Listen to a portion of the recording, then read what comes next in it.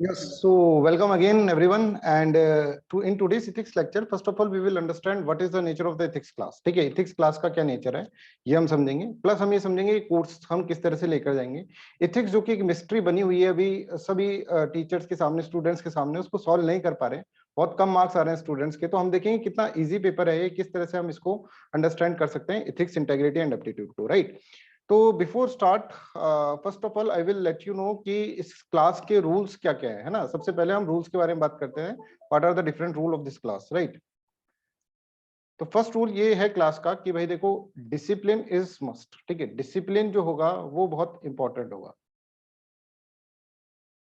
ठीक है, discipline is very very important in this class. Discipline जो होगा वो बहुत इंपॉर्टेंट होगा, that is the first and foremost thing. ठीक है, इस क्लास के अंदर मैंने, क्योंकि इसको बहुत साइंटिफिक तरीके से ऑर्गेनाइज करा इस क्लास को, तो इस क्लास के अंदर मैं बहुत सारे असाइनमेंट्स आपको देने वाला हूँ, राइट। तो सभी असाइनमेंट्स को आपको करना होगा, टाइमली आपको असाइनमेंट को सबमिट कराना होगा, राइट। असाइनमेंट का एक अलग से ग्रुप बनेगा, उस पर आप असाइनमेंट दे सकते हैं, राइट। पहली चीज ये है कि क्लास के अंदर डिसिप्लिन नहीं हुआ तो मैं कभी भी रजिस्ट्रेशन कैंसिल कर दूंगा। I am fully independent and autonomous in this class. ठीक है, अब मैं किसी ऑर्गेनाइजेशन के अंडर काम नहीं कर रहा हूँ, मैं अधिष्ठान आईएएस के अंदर काम कर रहा हूँ जो कि मेरा खुद का एक ऑर्गेनाइजेशन है। तो मैं पूरा का पूरा कंप्लीटली इंडिपेंडेंट हूँ कि मैं कभी भी आपका रजिस्ट्रेशन कैंसिल कर सकता हूँ। ठीक है, इस शर्त के साथ ही आप इसके अंदर आए कि यहाँ पर मेहनत बहुत करनी पड़ेगी। ठीक है, अच्छा, दूसरी चीज ये है कि कोई भी, जैसे मैंने आपको असाइनमेंट दिया और आपने असाइनमेंट नहीं करा, ठीक है, तो कोई भी इस तरह का बहाना नहीं चलेगा, सर हम बिजी थे या फिर सर हम कोई दूसरा सब्जेक्ट पढ़ रहे थे।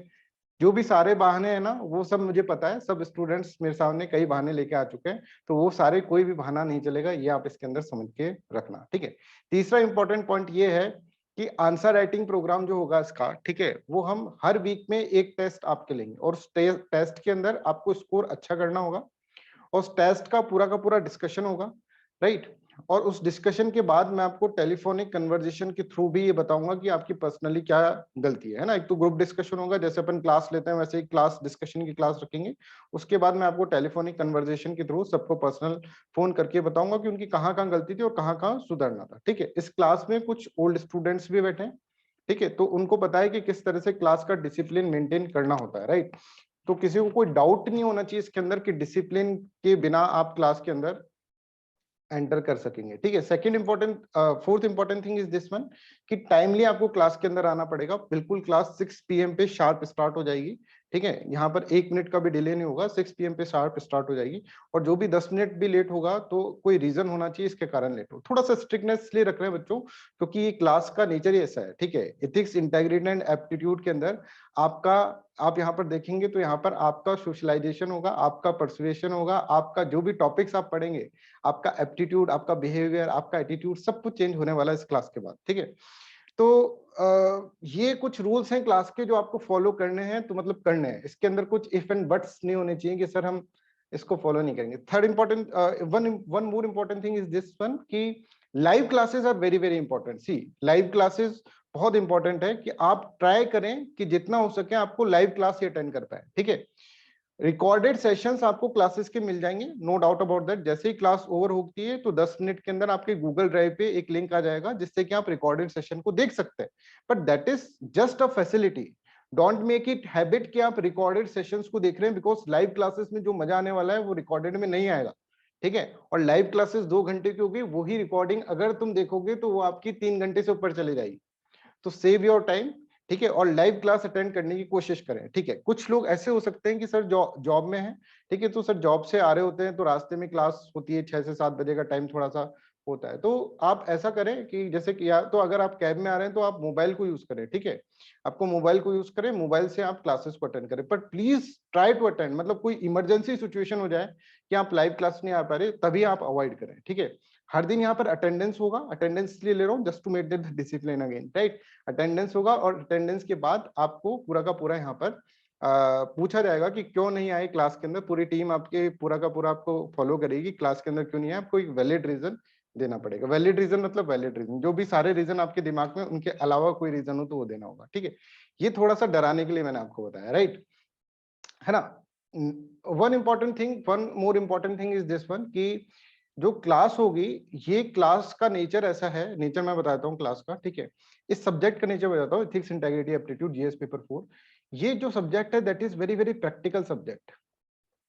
प्रैक्टिकल सब्जेक्ट, मतलब हमको प्रैक्टिकलिटी में जीना है। ये पहले जीएस पेपर 4 जो यूपीएससी सीएससी के अंदर नहीं था, बट इसको इंट्रोड्यूस करा गया है। क्यों इंट्रोड्यूस करा गया है? क्योंकि ये देखा गया कि सिविल सर्वेंट का बिहेवियर, एटीट्यूड, एप्टीट्यूड, परसुएशन के अंदर, इन सब के अंदर थोड़ी कमी दिख रही है, थोड़ी एथिकल वैल्यू सिस्टम जो है थोड़ा कम दिख रहा है, राइट। तो उनको किसी तरह से पहले एक प्राइमरी नॉलेज हो कि एथिक्स होता क्या है, एक पब्लिक सर्वेंट का मतलब क्या होता है, ठीक है, एक सिविल सर्वेंट का मतलब क्या है, कि किस तरह से सिविल सर्वेंट को क्या क्या वैल्यू सिस्टम होने चाहिए, उसके अंदर मोरालिटी क्या होती है, एथिक्स क्या होती है ना, किस तरह से सोसाइटी के अंदर, क्योंकि अल्टीमेटली आप लोगों को वहां पर जाके कानून नहीं बनाने हैं, ठीक है, आप लोगों को वहां पर जाकर जो सामने वाला है पर्सन है उसको एक तरह से अपने आप को एक चेंज एजेंट की तरह दिखाना है, आपको चेंज करना है, सोसाइटी के अंदर चेंज लाना है, बदलाव लाना है। इतनी बड़ी पोजीशन पे हो तो बदलाव लेकर आना है आपको सोसाइटी के अंदर। That's why this subject is very very practical. और इस सब्जेक्ट को इस कोर्स करने के बाद आप देखेंगे कि आपके अंदर एटीट्यूड के अंदर, बिहेवियर के अंदर भी बहुत चेंज आएगा, ठीक है। बहुत सारे स्टूडेंट्स की टेस्टिमनीज है मेरे पास, ठीक है, आप गूगल रिव्यूज भी देख सकते हैं, जिसके अंदर ये तक लिखा हुआ है कि सर पहले कुछ और थे, अब कुछ और हो गए, ठीक है, मतलब कि हमारे अंदर बहुत सारे चेंज आए। तो इस सब्जेक्ट को इंक्लूड करने का यूपीएससी के अंदर यही पर्पस है कि आपके एटीट्यूड के अंदर, आपके बिहेवियर के अंदर, आपके एप्टीट्यूड के अंदर चेंज आए कुछ, ठीक है, कुछ वैल्यू सिस्टम आपके अंदर थोड़ा बहुत डेवलप हो जाए, उसको फिर जाकर ट्रेनिंग से वो क्या कर लेंगे, वो ट्रेनिंग से वो उसको इवॉल्व कर लेंगे, राइट। तो ये सब्जेक्ट बहुत ही प्रैक्टिकल है और इसके अंदर हम प्रैक्टिकल एग्जांपल्स, जो भी प्रैक्टिकल सब्जेक्ट होते हैं ना उनको एग्जांपल्स के थ्रू अपन बताते हैं, ठीक है। तो एग्जांपल्स हम देंगे डिफरेंट डिफरेंट डायमेंशंस के, हिस्टोरिकल एग्जांपल्स भी देंगे और बिल्कुल क्लियर कॉन्सेप्ट, कंसेप्चुअल अंडरस्टैंडिंग इसमें क्रिएट करने की कोशिश करेंगे, ठीक है। Anyone has any doubt you can ask मी। और ये सब्जेक्ट जो होगा इसके अंदर हम कुछ ज्यादा पढ़ रहे हैं, ऐसे मत समझना एथिक्स, इंटेग्रिटी एंड एप्टीट्यूड मतलब जीएस पेपर 4 ही पढ़ रहे हैं, नहीं। ये सब्जेक्ट आपको आपके आंसर राइटिंग के अंदर भी काम आएगा। ये आपको आंसर राइटिंग जो होता है ना, सिंपल आंसर राइटिंग जो होता है उसके अंदर काम आएगा। ये सब्जेक्ट आपको अगर आप देखेंगे इस सब्जेक्ट के अंदर, तो ये सब्जेक्ट आपको ऐसे राइटिंग के अंदर भी बहुत काम आएगा, ठीक है। जीएस पेपर 1 से लेकर सेकंड, थर्ड, ये सब इसके अंदर होगा। और आप कोई भी सब्जेक्ट पढ़ेंगे, जैसे कि कोई भी सब्जेक्ट पढ़ रहे हैं, जैसे इंटरनेशनल रिलेशन पढ़ रहे हैं, इवन हिस्ट्री भी पढ़ रहे हैं, तो आप देखेंगे उनका कहीं ना कहीं सिग्निफिकेंस दूसरे पेपर्स में भी है, ठीक है। जैसे international relation comes in the paper second, पर उसका सिग्निफिकेंस जीएस पेपर 1 में भी है, थर्ड में भी है, फोर्थ में भी है, राइट। तो इस तरह से हमको देखना है, हमको सिलॉस के अंदर नहीं पढ़ना कि एक इतना सा ये जीएस पेपर 4 पढ़ लिया बस, इसके इधर से उधर नहीं जाना है अपन को। जीएस पेपर 4 में मतलब इतना ही, ऐसे राइटिंग में इसको यूज नहीं करा, जीएस पेपर 1 2 3 में नहीं करना, ऐसे नहीं पढ़ना। हमको इंटरकनेक्टिविटी क्रिएट करनी है, हमको इंटरलिंकिंग क्रिएट करनी है सब्जेक्ट्स के अंदर, जिससे हम जो भी पढ़े वो कम से कम एग्जाम के अंदर उतरे, हमारी कॉपी के अंदर उतरे, जिससे कि मार्क्स है, राइट। तो हमको ज्यादा नहीं पढ़ना होता है सब जगह, तो जो भी बच्चा ज्यादा पढ़ेगा मतलब वो गड्ढे में जा रहा है, राइट। और जो बच्चा बहुत ही अच्छे से पढ़ेगा इस एग्जाम के अंदर, बहुत ही स्मार्ट स्टडी करेगा, वो सक्सेसफुल हो जाए। तो स्मार्ट स्टडी का मतलब ये है सारे कॉन्सेप्ट्स आपके दिमाग में होने चाहिए और उन कॉन्सेप्ट्स को कहां पर कब यूज करना है ये आपको समझ में आना चाहिए, ठीक है। थोड़ा सा मैं बात और करूंगा फिर अपन क्लास स्टार्ट करेंगे, because this is first class, that's why I have to tell you that concepts जो होते हैं, नॉलेज जो होता है, वो किसी का ऐसा नहीं होता कि मैं नॉलेज हूं, मैं जीएस पेपर 1 की नॉलेज हूं, मैं कंसेप्ट हूँ जीएस पेपर 1 का हूँ, जीएस पेपर 2 का हूँ, नहीं।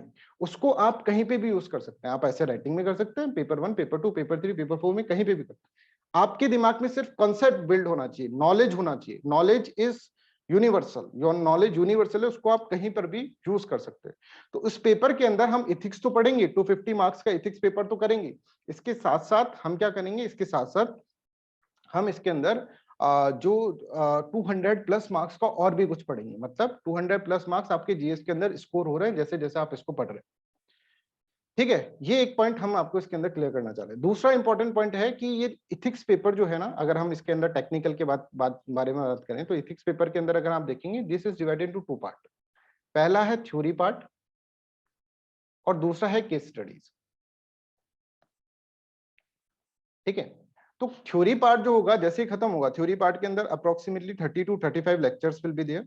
उसके जस्ट बाद है ना, अब इसके अंदर गैप नहीं लेंगे हम, उसके जस्ट बाद आपका केस स्टडीज होगा, ठीक है। और थ्योरी पेपर के अंदर आपके 3 वीकली टेस्ट होंगे और केस स्टडी तो हम रोज जब केस स्टडी करेंगे तो वो एक तरह से टेस्ट ही होगा, आप लोगों को बैठकर ही आपको डिस्कस करके अपन केस स्टडीज करेंगे। फिर एक फुल लेंथ टेस्ट अपन ले लेंगे जिसके अंदर केस स्टडीज भी होंगे और थ्योरी पार्ट भी होगा, राइट। अब सबसे पहले हम जो पढ़ेंगे वो थ्योरी पार्ट पढ़ेंगे, है ना। ये जो 30 to 35 क्लास में थ्योरी पार्ट पढ़ेंगे, तो मैं आपको ये समझाना चाह रहा हूँ सबसे पहले कि सिलेबस किस तरह से डिजाइन है ना। थोड़ा सा एक आइडिया दूंगा, फिर अपन क्लास स्टार्ट करेंगे। अभी तक किसी को कोई डाउट है तो please ask me. Anybody has any doubt, you can raise your hand, just unmute yourself and ask me. चलिए लेट्स स्टार्ट। कि देखिए थ्योरी क्लास के अंदर अगर हम देखें जो 30 से 35 लेक्चर्स होंगे, इसको अपन 3 पार्ट में डिवाइड कर सकते हैं, ठीक है। पहला पार्ट है योर साइकोलॉजी, ठीक है, साइकोलॉजी, पहला पार्ट साइकोलॉजी है, राइट। सेकेंड पार्ट जो है दैट इज फिलोसॉफी, फिलोसॉफी। और तीसरा पार्ट जो है ना that is governance, governance. Psychology जो होगा, साइकोलॉजी जो सब्जेक्ट होगा, साइकोलॉजी जो सब्जेक्ट होगा वो क्या होगा, इसके अंदर अगर हम देखेंगे साइकोलॉजी के अंदर तो कौन कौन सी चीजें आएंगी साइकोलॉजी के अंदर। जैसे एप्टीट्यूड क्या होता है ये आएगा, एटीट्यूड क्या होता है ये आएगा, मोरल्स क्या होता है, इथिक्स क्या होता है, राइट, परसुएशन क्या होता है, इमोशनल इंटेलिजेंस क्या होता है, राइट। ये सारे टॉपिक्स जो होंगे ना that will come in the psychology part, ठीक है। सेकंड जो होता है that is what, that is philosophy. Philosophy के अंदर क्या होगा, फिलोसॉफी के अंदर बहुत सारे फिलोसफर्स आप पढ़ेंगे, है ना, अप्रोक्सीमेटली 30 प्लस फिलोसफर्स आप इसके अंदर पढ़ेंगे। और ये फिलोसफर आपके हर जगह काम आएंगे, बिकॉज ये थॉट है, थॉट डेवलप हो रहा है आपके दिमाग के अंदर, एक थॉट होगा, रीजनिंग डेवलप होगी, ये आप डिफरेंट डिफरेंट डायमेंशंस में यूज कर सकते हैं। तीसरा जो इंपॉर्टेंट पार्ट है दैट इज गवर्नेंस। गवर्नेंस का मतलब क्या है, गवर्नेंस का मतलब जैसे आरटीआई नाम से, राइट टू इंफॉर्मेशन, ठीक है, ethics in governance, right, international ethics, right, जैसे है सिटीजन चार्टर क्या होता है, कॉर्पोरेट गवर्नेंस क्या होता है, राइट, करप्शन को किस तरह से हम, चैलेंजेस ऑफ करप्शन को किस तरह से हम इरेडिकेट कर सकते हैं, ये सब चीजें इसके अंदर पूछी जाएंगी, राइट। तो जब तक आप ये पढ़ेंगे और ये पढ़ेंगे तो आपका एक कॉन्सेप्चुअल अंडरस्टैंडिंग यहाँ पे डेवलप हो जाएगा, और इसी को प्रैक्टिकली आपको गवर्नेंस में अप्लाई करना, ठीक है। तो थ्योरी पार्ट हम कह रहे हैं साइकोलॉजी, फिर फिलोसॉफी और फिर गवर्नेंस, इस तरह से हम पढ़ेंगे, राइट। कभी कभार क्या होता है कि कुछ टीचर्स हैं, ठीक है, जो कि गवर्नेंस को पहले पढ़ा देते हैं, फिर साइकोलॉजी को पढ़ाएंगे, फिर फिलोसफी को पढ़ाएंगे, तो उसके अंदर बिल्कुल मिसमैच हो जाता है, दिमाग के अंदर कुछ भी जाएगा नहीं, ठीक है। हम क्या कर रहे हैं, सबसे पहले साइकोलॉजी मतलब जो टर्म्स हैं उनको समझ रहे हैं, साइकोलॉजी के अंदर जो जो की कॉन्सेप्ट्स हैं उनको समझ रहे हैं, फिर हम फिलोसफर्स, जो कि फिलोसफर्स जिनका थॉट है, ठीक है, उन थॉट्स को समझेंगे, ठीक है। फिलोसफर्स के अंदर 30 प्लस थिंकर्स हम पढ़ेंगे, western as well as Indian thinkers, और फिर इन दोनों चीजों को किस तरह से गवर्नेंस में आप अप्लाई कर सकते हैं वो हम देखेंगे, और फिर इन तीनों चीजों के बेसिस पे हम केस स्टडीज को सॉल्व करें। This should be the right approach. और कभी भी आप इथिक्स का रिवीजन करेंगे तो भी इसी फॉर्मेट के अंदर आपको रिवीजन करना है। स्टेप वाइज अगर आप नॉलेज लेते हैं तो knowledge will become very very easy and very very clear to you. अगर क्लियर नॉलेज अगर आप स्टेप वाइज लेते हैं तो आपके लिए बहुत इजी और क्लियर नॉलेज इसके अंदर हो जाएगा, राइट। आई होप इतना सबको क्लियर है। Any doubt you can ask me. तो चलिए let's start the class, let's begin. अपना जो लेक्चर नंबर 1 है वो अपन करते हैं, और इसके अंदर सबसे पहले हम ये समझेंगे कि इथिक्स और मोरल्स, ये जो दो टर्म है इनके बीच में अंतर क्या होता है, ठीक है। इथिक्स और मोरल्स के बीच में अंतर क्या होता है, दो क्लासेस, एक क्लास अपनी इथिक्स और मोरल्स के बीच में अंतर क्या होता है, और इथिक्स के बारे में थोड़ी सी अपन डायमेंशंस अपन स्टार्ट कर देंगे आज की क्लास के अंदर, राइट। तो सबसे पहले ऐसे समझो कि अब क्लास स्टार्ट हो गई, प्लीज ट्राई टू अंडरस्टैंड। हाँ, one more thing, last thing, right, कि this class is very very democratic, मतलब आप कभी भी क्वेश्चन पूछ सकते हैं, राइट। कभी भी आप रेज हैंड करें और कभी भी क्वेश्चन पूछ सकते हैं। इवन क्लास के बाद भी आपको कोई डाउट होता है तो आप टेलीग्राम ग्रुप पे या फिर आप मेरे को पर्सनली कॉल करके पूछ सकते हैं, राइट। तो please try to understand one thing कि डाउट घर पे लेकर मत जाना आपने, मतलब अभी आप घर पे ही हैं बट क्लास के बाद आपके पास कोई डाउट नहीं होना चाहिए। ऐसा नहीं कि क्लास ओवर हो गई और आपके पास डाउट है तो वो दिमाग के अंदर फिर बहुत ज्यादा मॉडिफिकेशंस कर देगा, विकार हो जाएगा दिमाग के अंदर उत्पन्न, राइट। तो वो चीज मत करना, please try to understand. Doubts यहीं पर क्लियर करने हैं, यही क्लास है आपको डाउट क्लियर करनी, ठीक है। तो let's start the class. And class को स्टार्ट करने से पहले हम ये पढ़ने की कोशिश करेंगे what is ethics and what is morals, ठीक है। ये हम समझेंगे what is ethics and what is morals, ये हम इसके अंदर समझेंगे, राइट। तो फर्स्ट ऑफ ऑल कुछ वैल्यूज होती है ना, ऐसे समझो कुछ सिस्टम के अंदर कुछ वैल्यूज है, ठीक है। जैसे फेमिनिज्म एक वैल्यू है। फेमिनिज्म का मतलब क्या है कि वो वैल्यू सिस्टम जिसके अंदर ये बोला जाता है कि विमेन को एम्पावरमेंट करे। जैसे नॉन वायलेंस एक वैल्यू है, वो वैल्यू सिस्टम जिसके अंदर ऐसे बोला जाता है कि अहिंसा करे। इस तरह से एम्पैथी है, नॉन स्टीलिंग है, पैट्रियार्की है, ऑनेस्टी, सेल्फलेसनेस, एक वैल्यू सिस्टम का एक बहुत बड़ा डब्बा है, उसके अंदर बहुत सारी वैल्यूज है, ऐसे समझो। अच्छा, इन वैल्यूज में से कुछ वैल्यू सोसाइटी ले लेती है, ठीक है, कुछ वैल्यू सोसाइटी ले लेती है, उसको अपन क्या कहते हैं, उसको अपन इथिक्स बोलते हैं। जैसे मान लीजिए सोसाइटी ने कुछ वैल्यू सिस्टम के अंदर से, इस वैल्यू सिस्टम के अंदर से सोसाइटी ने कुछ ले लिया, राइट, कुछ वैल्यू सिस्टम ले ली, मान लीजिए non stealing, empathy, respect your elders, compassion, non violence, ये कुछ वैल्यू सिस्टम जो है ना सोसाइटी ने ले ली, that is known as what, that is known as ethics, इसको अपन इथिक्स कहते हैं। तो इथिक्स वर्ड जब भी आएगा आपके सामने, ठीक है, और इथिक्स वर्ड जब भी आप समझेंगे तो मतलब सोसाइटी की बात होगी। सोसाइटी क्या है बच्चों, society is group of individual, group of individual is known as society. तो सोसाइटी के कुछ नॉर्म्स, रूल्स और रेगुलेशंस होते हैं, उसको अपन इथिक्स बोलते हैं। Ethics are value system that are adopted by the society, जो सोसाइटी ने अपने पास रख ली कि भाई ये वैल्यू सिस्टम मुझे पसंद है और इस वैल्यू सिस्टम को मैं चाहता हूं कि मेरे सारे जो मेंबर्स हैं सोसाइटी के अंदर, जो सारे मेंबर्स हैं वो इनको फॉलो करें, that is known as ethics, है ना। अभी हम बहुत सारे एग्जांपल लेके इसको समझेंगे, डोंट वरी।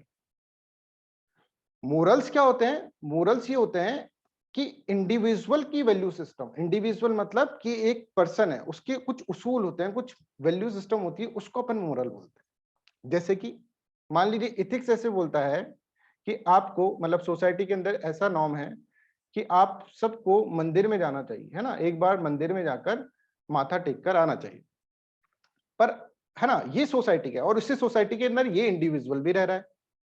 तो सोसाइटी का एथिक्स क्या है कि मंदिर में जाओ और माथा टेक कर आओ, ये सोसाइटी का एथिक्स है। बट मान लीजिए कि मैं एक इंडिविजुअल हूं, मैं उसी सोसाइटी में रहता हूं, मैं कहता हूं ये सोसाइटी का ये जो नॉर्म है ना, मुझे बहुत ही ज्यादा आडंबर वाला लगता है, मैं नहीं जाऊंगा, मैं क्यों जाऊं मंदिर के अंदर, सब जगह भगवान है, ऐसा मैं सोचता हूं, तो ये मेरे मोरल्स हो गए, ठीक है, ये मेरे मोरल्स हो गए। मोरल्स क्या होते हैं, morals are value system that are adopted by the individual, कुछ इंडिविजुअल जो वैल्यू सिस्टम अडॉप्ट कर लेता है उसको हम मोरल्स बोलते हैं। एथिक्स क्या होता है, ethics are the value system that are adopted by the society, जो कि सोसाइटी अडॉप्ट करती है वो वैल्यू सिस्टम होता है, that is known as what, that is known as ethics. अब जैसे हमारी क्लास है, ठीक है, हमारी क्लास है, इसका एक, ये एक सोसाइटी की तरह अगर हम लें, ठीक है, हमारी क्लास है जिसके अंदर 17 स्टूडेंट्स है, ये 17 स्टूडेंट्स एक सोसाइटी की तरह अगर हम लें तो इसके अंदर कुछ रूल्स एंड रेगुलेशन है, जैसे कि भाई 6 बजे एग्जैक्ट आना चाहिए, राइट, ये एक रूल एंड रेगुलेशन है। जैसे कि जो होमवर्क दूं वो आपको करना होगा, राइट, हर चीज डिसिप्लिन मैनर के अंदर होगी, ये कुछ रूल्स एंड रेगुलेशन।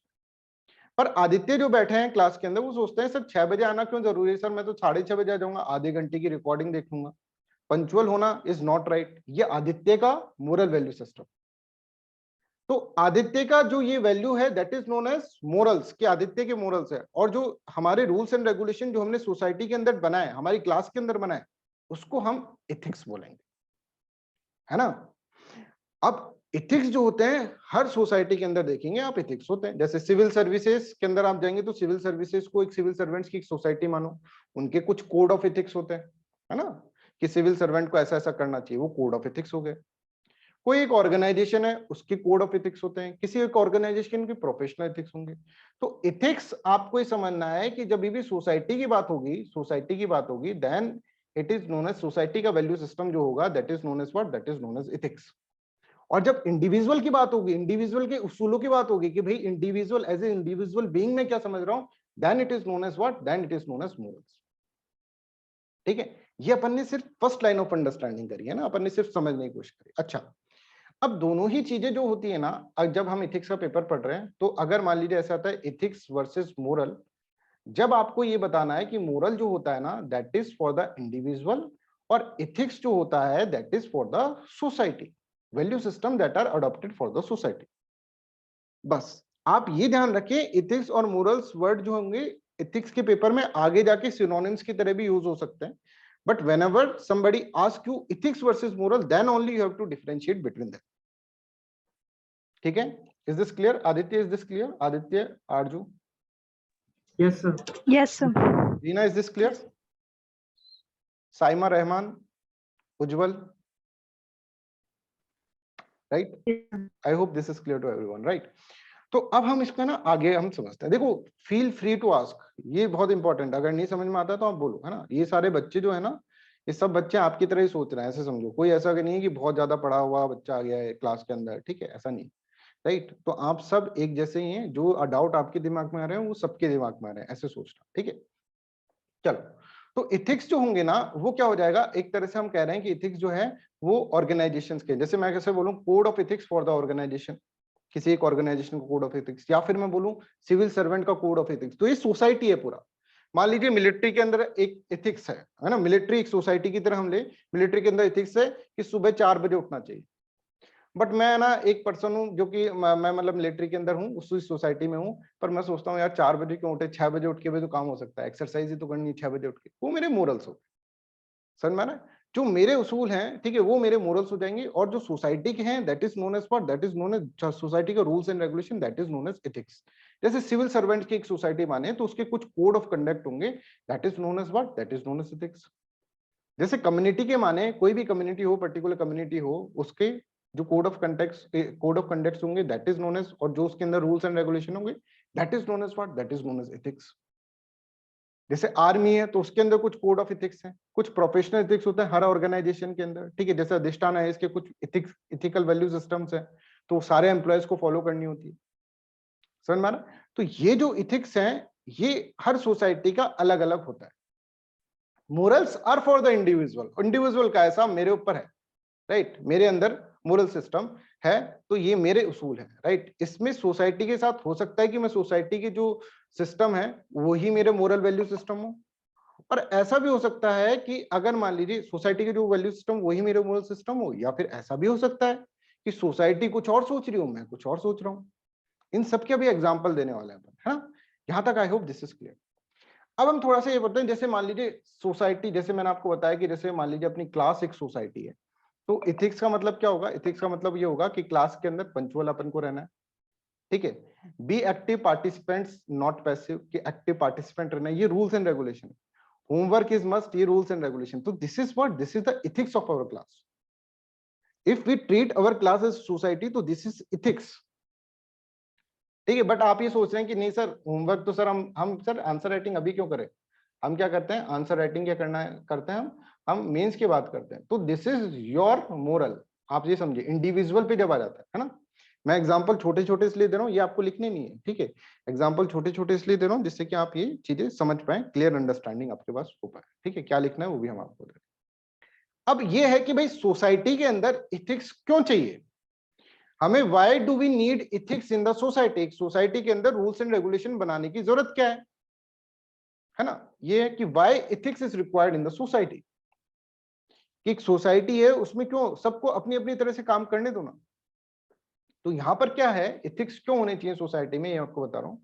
मान लीजिए कोई 3 पर्सन है, ठीक है, अभी तीनों अलग अलग तरीके से देख रहे हैं, ठीक है, अलग अलग तरह से सोचते हैं। इसकी आइडियोलॉजी मान लो आइडियोलॉजी नंबर 1 है, इसकी आइडियोलॉजी 2 है, और इसकी आइडियोलॉजी 3 है। अब ये जो तीनों आइडियोलॉजी है ना, ये कॉन्ट्राडिक्टरी है। मान लो ये आइडियोलॉजी 1 और आइडियोलॉजी 2 आपस में क्या है, आपस में सही नहीं है, राइट, मतलब आपस में कॉन्ट्राडिक्टरी है, ये दोनों आपस में जब भी मिलेंगे तो लड़ेंगे। आइडियोलॉजी 3 इज अनदर एक्सट्रीम, को दूसरी एक्सट्रीम है। तो जब भी ये सोसाइटी के अंदर रहेंगे तो ये लोग लड़ेंगे ना बच्चों, कि ऐसा रूल होना चाहिए सोसाइटी में, ये रूल होना चाहिए, वो रूल होना चाहिए, आपस में लड़ेंगे। अगर सबको आप ऑटोनोमस कर दोगे सोसाइटी के अंदर, सबको अपनी तरह से चलने को कहोगे, ठीक है, तो सोसाइटी के अंदर केओस हो जाएगा। तो हर सोसाइटी क्या चाहती है कि उसके अंदर कुछ रूल्स एंड रेगुलेशंस हो, जो ये भी फॉलो करे, ये भी फॉलो करे, और ये भी फॉलो करे। जैसे हम बात करें कॉन्स्टिट्यूशन की, तो कॉन्स्टिट्यूशन भी एक इथिकल कोड ऑफ कंडक्ट है, जो कि हमारी सोसाइटी के हर लोगों को मानना है, whether he is Hindu, whether he is Muslim, whether is Sikh, Christian, सबको मानना है। तो कॉन्स्टिट्यूशन क्या हो गया, एक इथिकल कोड ऑफ कंडक्ट हो गया सोसाइटी, ठीक है। इंडियन सोसाइटी के अंदर कॉन्स्टिट्यूशन से चल रहा है। अब भाई अगर मान लीजिए ऐसे बोले कि नहीं हमारे रिलीजन के अंदर तो ये लिखा हुआ है, हमारे रिलीजन के अंदर अगर कॉन्स्टिट्यूशन नहीं होता तो सब आपस में लड़ते हैं कि नहीं ऐसा लॉ होना चाहिए, ऐसा लॉ होना चाहिए। तो कॉन्स्टिट्यूशन ने एक तरह से कंसेंसस क्रिएट कर दिया कि नहीं भाई, ना तेरी सुनेंगे, ना तेरी सुनेंगे, ना तेरी सुनेंगे, हम किसकी सुनेंगे, हम कॉन्स्टिट्यूशन को मानेंगे। तो अब डिफरेंट डिफरेंट डाइवर्सिटी के लोग अगर एक साथ रहना चाहते हैं तो उनको कोई ना कोई रूल्स एस्टेब्लिश करने पड़ेंगे सिस्टम के अंदर, ठीक है। जैसे हम बात करें कि मान लीजिए आप कोई भी एक फ्लैट खरीदते हैं, ठीक है, उसके अंदर उसके आसपास बहुत सारे फ्लैट है और एक सोसाइटी है। तो वो अपने रूल्स एंड रेगुलेशन करती है ना कि भाई इतने बजे गेट बंद हो जाएगा, ये हो जाएगा, जिससे कि मेंटेन रहे, जिससे के लिए सबके लिए इक्वलिटी रहे, सब कंसेंसस बिल्ड करके ये सब चीजें करते हैं। तो ना इसको बुरा लगे ना इसको बुरा लगे, और आपस में पीसफुली ये सब लोग रह सके। That's why ethics should be there in the society. That's why ethics is required in the society. I hope this is clear to everyone. ये सबको सही है। तो कंफ्लिक्टिंग वैल्यू सिस्टम के बीच में कंसेंसस क्रिएट करने के लिए कुछ रूल्स एंड रेगुलेशन एस्टेब्लिश करनी चाहिए सोसाइटी में। जैसे कि एक और एग्जांपल आपको देता हूं, हमारी क्लास है, अब मैं क्लास को बोलूं कि भाई क्लास में सब अपने हिसाब से टाइम सेट करो, तो शत्रुपा बोलेगी सर सुबह 6 बजे करो, उज्जवल बोलेंगे नहीं सर शाम को 7 बजे करो, आदित्य बोलेंगे सर 8 बजे करो, ठीक है, और हमारा कुछ हो ही नहीं पाएगा। तो मुझे एक रूल बनाना पड़ेगा इस सोसाइटी के अंदर कंसेंसस क्रिएट करने के लिए कि क्लास शार्प 6 बजे स्टार्ट होगी। अब इसको उज्ज्वला भी मानेंगे, शत्रुपा भी मानेंगे, आदित्य भी मानेंगे, आरजू भी मानेंगे, सब मानेंगे। तो that's why ethics should be there. अब ऐसे समझो सोसाइटी में डिफरेंट डिफरेंट आइडियोलॉजीज के, डिफरेंट डिफरेंट थॉट के बहुत सारे लोग रहते हैं, और उनके बीच में अगर हमको कंसेंसस क्रिएट करना है, वो अगर एक साथ कोऑपरेशन के अंदर रहे, कोऑर्डिनेशन के अंदर रहे, अगर हमको ऐसी चीज हमको लेकर आनी है, तो यहां पर हम ये समझेंगे कि हमको कुछ रूल्स एंड रेगुलेशन बनाने पड़ेंगे, and that rules and regulation are known as ethical code of conduct. Anybody has any doubt? Ethics को हम अच्छे से समझ रहे हैं, अभी हम मोरल्स को भी समझेंगे, अभी तो बहुत सारे एग्जांपल्स लेके हम समझेंगे, ठीक है। जैसे every society has tried to codify the principle of good और acceptable conducts many time in the past. हर, अगर आप देखेंगे कि आज से 5000 साल पहले भी कुछ कोड ऑफ कंडक्ट्स होंगे, ठीक है, आज से 1000 साल पहले भी कुछ कोड ऑफ कंडक्ट्स होंगे। हर सोसाइटी के अंदर कुछ कोड ऑफ कंडक्ट्स होते हैं। क्यों होता है? बिकॉज सोसाइटी इसलिए कोड ऑफ कंडक्ट्स लेकर आती है, कोड ऑफ एथिक्स लेकर आती है, in order to prevent social strife. नहीं तो आपस में बढ़ जाए सब कि भाई नहीं मैं तो ऐसा मानूंगा, कोई बोलेगा नहीं मैं तो ऐसा मानूंगा, कोई बोलेगा नहीं ऐसा मानूंगा। तो इन सब के बीच में सोशल स्ट्राइव और क्लास कंफ्लिक्ट होने और लोगों का भिड़ने को रोकने के लिए, रेबल फ्रिक्शन क्रिएट ना हो जाए सोसाइटी के अंदर, इसलिए बताते हैं भाई सबको ये ethical code of conduct follow करना होगा मेंबर्स। अब कई लोग होते हैं वो मन मार के भी करेंगे पर करेंगे, ठीक है, किसी को कॉन्स्टिट्यूशन पसंद नहीं है पर फिर भी कॉन्स्टिट्यूशन को फॉलो करेंगे। तो ये रीजन होता है क्यों इथिक्स होते हैं सिस्टम के अंदर, है ना। अब हम एक example, anybody has any doubt, you can ask. अभी तक कोई डाउट हुआ? तो जो वैल्यू सिस्टम सोसाइटी अपने मेंबर्स के लिए अप्लाई करती है उस वैल्यू सिस्टम को हम क्या बोलते हैं? That value system is known as what? That value system is known as ethics. उसको अपन एथिक्स बोलते हैं, राइट। सही में भी आपका जवाब देता हूं उसको।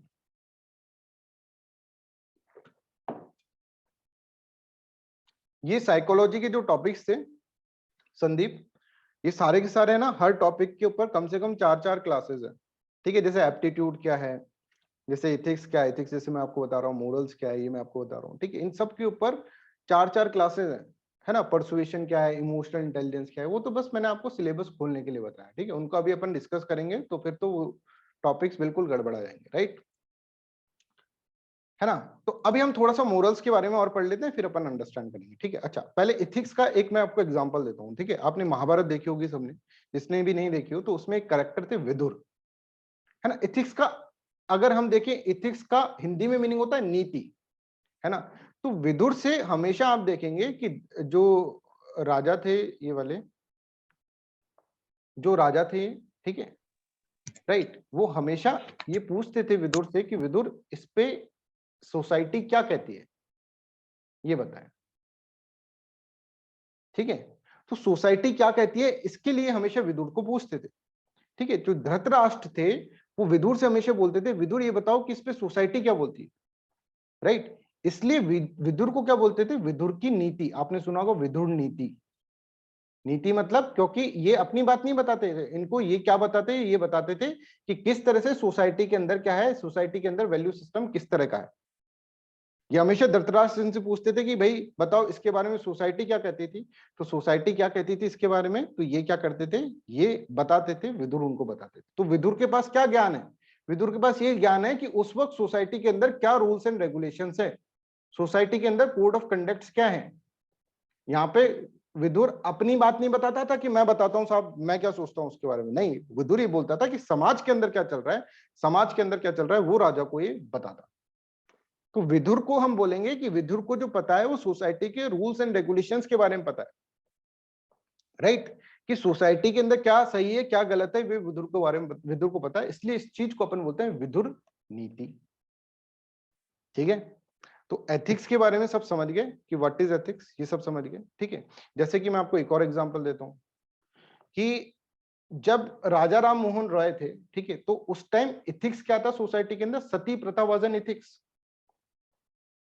सती प्रथा जो था वो कोड ऑफ कंडक्ट ही था ना सोसाइटी का, जिसके अंदर क्या है, विडो को बोलते थे कि भाई अगर तुम्हारा पति किसी तरह से मर गया है, ठीक है, किसी भी रीजन से मर गया है, तो तुम्हें भी उसकी आग में जो जलती हुई आग है उसमें जाके कूद के सती हो जाना है, राइट, ये सती प्रथा थी। तो ये कोड ऑफ कंडक्ट था, कोड ऑफ कंडक्ट था सोसाइटी का। तो ये क्या कहेंगे हम उसको, उस वक्त का इथिकल कोड ऑफ कंडक्ट था कि जो लड़की अगर मान लीजिए उसके हस्बैंड की डेथ पे अगर सती हो जाती है तो उसको बहुत अच्छा माना जाता था कि कितनी पवित्र लड़की है, कितनी इथिकल लड़की है। तो वो इथिकल कोड ऑफ कंडक्ट था सोसाइटी का, उनके परिवार को इज्जत मिला करती। पर जब ये देखा जाएगा किसके द्वारा, राजा राम मोहन राय के द्वारा, तो राजा राम मोहन राय इथिक्स को इनको मानने से मना कर देंगे। उनके जो वैल्यू सिस्टम होगा वो होगा कि सती प्रथा इज नॉट देयर। तो बताओ ये जो होगा, ये जब राजा राम मोहन राय कहेंगे कि सती प्रथा is just like a murder, ये सोसाइटी में नहीं होना चाहिए, तो इसका मतलब क्या है, ये इनका मोरल हुआ। और यहाँ पर आप देख रहे हैं मोरल और इथिक्स के बीच में लड़ाई हो रही है। सोसाइटी बोल रही है सती प्रथा होना चाहिए, पर राजा राम मोहन राय बोल रहे हैं कि सती प्रथा नहीं होना चाहिए। तो ये राजा राम मोहन राय के क्या है, ये राजा राम मोहन राय के मोरल्स है, right. I hope this is clear, है ना। तो अब देखो लॉ के अंदर तो नहीं है ना, पहले तो क्या था, पहले तो सोसाइटी एक्सेप्ट करती थी सती के, फिर लॉ बना, विलियम बेंटिक के टाइम लॉ बना, है ना, तब जाकर सती को जो कोड ऑफ कंडक्ट में से हटाया गया। अभी भी कहीं कहीं सती होती होगी तो that is what, that is illegal, वो सोसाइटी का कोड ऑफ कंडक्ट में काउंट नहीं होगा। पर पहले दैट वाज क्वाइट लीगल और बहुत ही जनरल ऑब्जर्वेंस में देखा जाता था सती सिस्टम, क्योंकि वो कोड ऑफ कंडक्ट था सोसाइटी के अंदर। आज हम देखेंगे that is not the code of conduct. ठीक है ना, समझ गए। तो यहां पर आप देख रहे हैं कि यहां पर इथिक्स और मोरल वैल्यू सिस्टम के अंदर there is what, there is a conflict between ethics and moral value system. ठीक है, तो यहां से आप थोड़ा सा मोरल्स के बारे में समझे। Morals are for the individual and ethics are for the society. जैसे इथिक्स जो था सोसाइटी का ये था कि सती प्रथा शुड बी देयर, और यहाँ पे मोरल वैल्यू सिस्टम क्या है, मतलब वो मोरल वैल्यू सिस्टम ये था कि सती प्रथा नहीं होनी चाहिए। ठीक है, ये किसका, राजा राम मोहन राय का सोचना था। अच्छा, कुछ लोग इस सिस्टम के अंदर ऐसे होंगे जो ऐसे सोचते होंगे नहीं नहीं सती प्रथा होनी चाहिए, तो वो उनका मोरल सिस्टम है, और वो moral system ethical value system से क्या कर रहा है, मैच कर रहा है। I hope this is clear to everyone. Any doubt you can ask. ठीक है, आप लोग चैट में पूछ रहे हैं, यू कैन। अभी देखो, अभी तो मैं तुमको टर्म्स सिखा रहा हूँ संदीप, है ना, please try to understand. Sandeep अभी है ना टर्म्स सीख रहे हैं सिर्फ, ओके ठीक है, टर्म्स अपन सीख रहे हैं, तो टर्म्स समझे सिर्फ, what is morals what is ethics, ये अपन को इसके अंदर समझने आना चाहिए, राइट। फिर इसके बाद हम क्या करेंगे, इसके बाद वी विल अंडरस्टैंड कि इसको कैसे लेना चाहिए, क्या एथिक्स के अंदर डिफरेंट। अभी तो सिर्फ एक टर्म आप समझ जाओ, that is important, right. Ujjwal want to ask anything? So that means ethics can be negative as well as positive. Can we say like that? हाँ बिल्कुल, It depends society. बिल्कुल, it depends on the society कि अगर ये जैसे ethics जो है यहाँ पर सती प्रथा is ethics, that was a negative, but उस वक्त उनको लगता था कि this is ethical, that's why it is known as ethical code of conduct of the society. पर आज के समय में हम देखेंगे this was not ethics, this was a draconic practice. ठीक है उज्ज्वला? Yeah, yes, sir. है ना? But there is a question like on the international level, if we see, so these type of things change from country to country. हाँ Like बिल्कुल बिल्कुल, अभी वो उस पे आ रहा हूँ मैं, Ujjwala, just give me second, I will let you no, है ना। अब देखिए इथिक्स जो होता है ना, वो बिल्कुल स्टैटिक नहीं होता है ना। उज्ज्वला का आंसर करें, ethics is very very dynamic. ठीक है, अगर हम देखेंगे आज से 100 साल पहले अलग एथिकल सिस्टम था, और आज अलग इथिकल सिस्टम है ना। अच्छा, आज का ही टाइम पीरियड के अंदर अगर हम बात करें, आज के टाइम पीरियड के अंदर बात करें, तो इंडिया का इथिकल सिस्टम कुछ और है, ठीक है। इसी स्पेस एंड टाइम के अंदर अगर हम बात करें तो इंडिया का इथिकल सिस्टम कुछ और है, और वहीं फ्रांस का इथिकल सिस्टम कुछ और है, अमेरिका का इथिकल सिस्टम कुछ और है ना, पाकिस्तान का इथिकल सिस्टम कुछ और है। तो depending upon the society ethics changes, ठीक है। जैसे मैं आपको एग्जांपल देता हूं कि बुर्का, बुर्का जो है हमारे कंट्री में तो अलाउड है, burqa is allowed in India, but burqa is not allowed in the France. तो फ्रांस का एथिकल कोड ऑफ कंडक्ट जो है सोसाइटी के अंदर कि burqa should not be allowed, but हमारे यहाँ पर बुर्का इज अलाउड। तो हम देखेंगे, उज्ज्वला आपसे बात कर रहे हैं कि हम देखेंगे कि इथिक्स जो है अलग अलग स्पेस एंड टाइम के अंदर तो अलग अलग थी, पर्टिकुलर स्पेस एंड टाइम के अंदर भी देखेंगे तो हर जगह अलग अलग इथिकल सिस्टम है। अगर हम पाकिस्तान के अंदर देखेंगे तो वहां पे इतना सेकुलर सिस्टम नहीं है जितना इंडिया के अंदर है। तो इंडिया के कोड ऑफ कंडक्ट्स हैं सेकुलरिज्म, पर Pakistan is a Islamist country, तो उसका कोड ऑफ एथिक्स है इस्लाम शुड बी देयर, कि रूल्स एंड रेगुलेशन के अंदर शरीयत लॉ होना चाहिए, इस्लाम होना चाहिए, ये सब चीजें वो बात कर Ujjwala. Yes,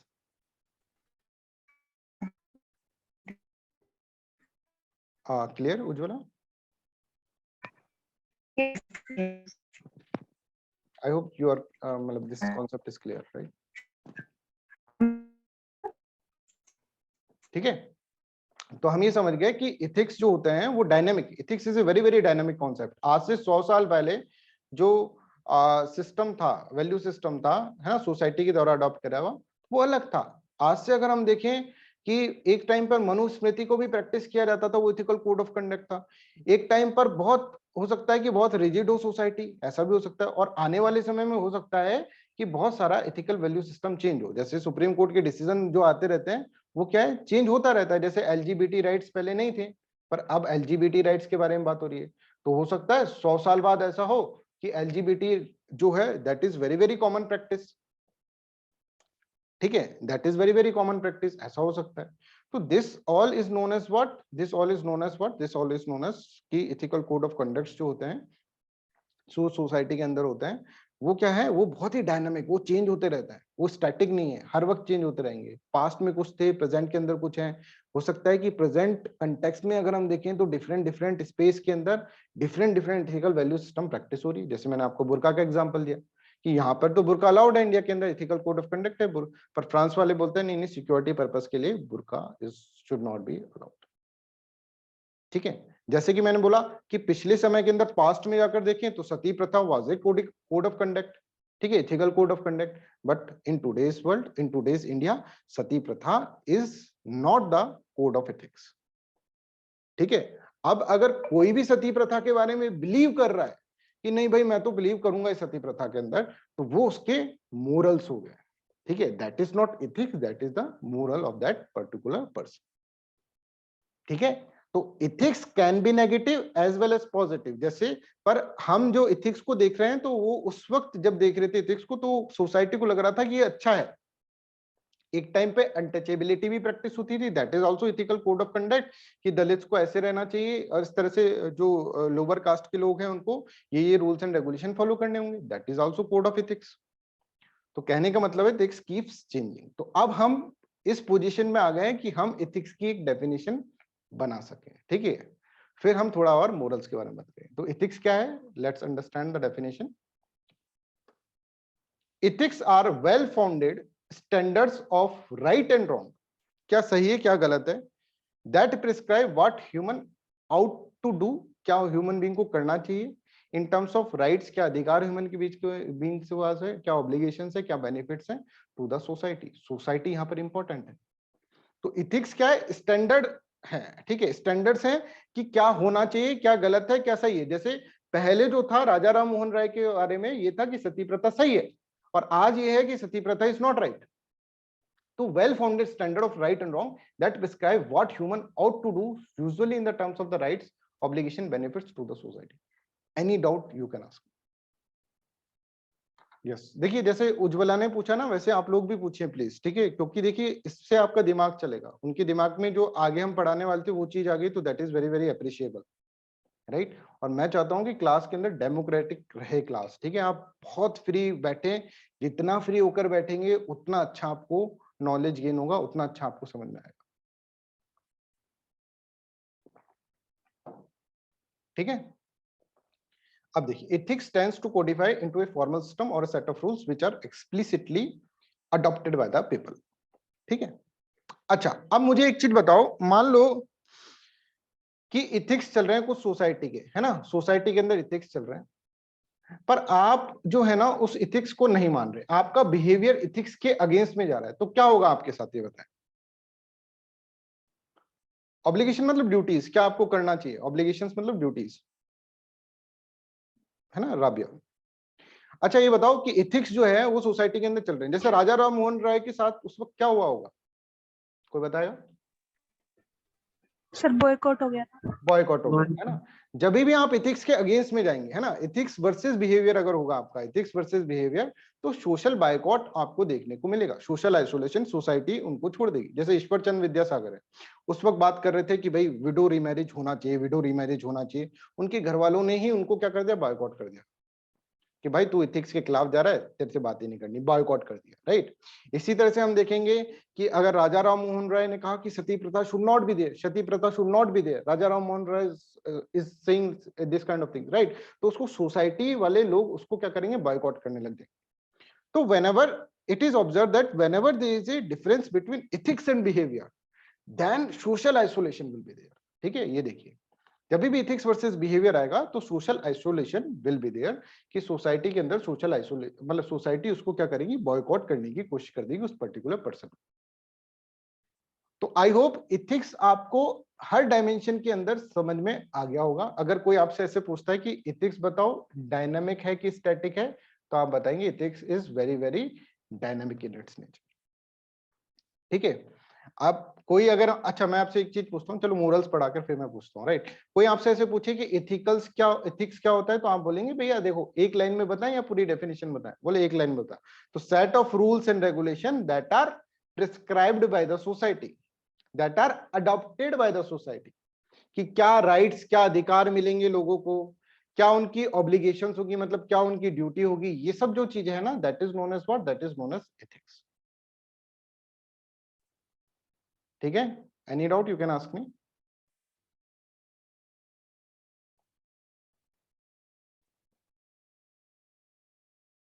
Anyone has any doubt? You can ask me.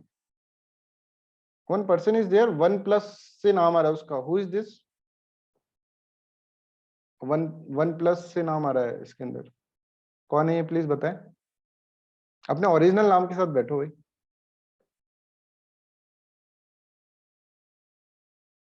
I think Mahendra is there. Mahendra.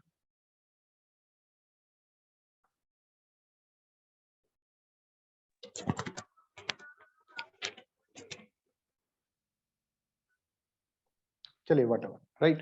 तो I hope this is clear to everyone. यहां तक आपको इसको ये सब चीजें आपको क्लियर होंगी, राइट? सर हाँ प्लीज. सर जैसे आपने बोला कि सोसाइटी कुछ भी रूल्स रेगुलेशन बना रही है, तो जैसे इसके कौन अकाउंटेबल होगा इसके लिए? जैसे खाप पंचायत होती हैं तो कुछ गांव वाले मिलकर ही मतलब फैसला कर देते हैं, तो वो उनकी एथिक्स है, लेकिन उसके ऊपर अकाउंटेबिलिटी किसी की भी नहीं होती सर। तो इसके बारे में, उसके बारे में बात ये करेंगे आगे अभी. आ जाएगा। हाँ बिल्कुल, अभी इसको बिल्कुल अंडरस्टैंड करवा देंगे. खाप पंचायत वाला इशू जो है ना, कंगारू कोर्ट्स ये होते हैं, वो अभी डिस्कस करेंगे अपन आगे चलकर, है ना. अभी मैं मोरल्स के बारे में थोड़ा बता दूं, जिससे कि बच्चों को एक कॉन्सेप्चुअल अंडरस्टैंडिंग हो जाए, फिर क्लास के एंड में या तो मैं आपको बता दूंगा वो चीज, है ना.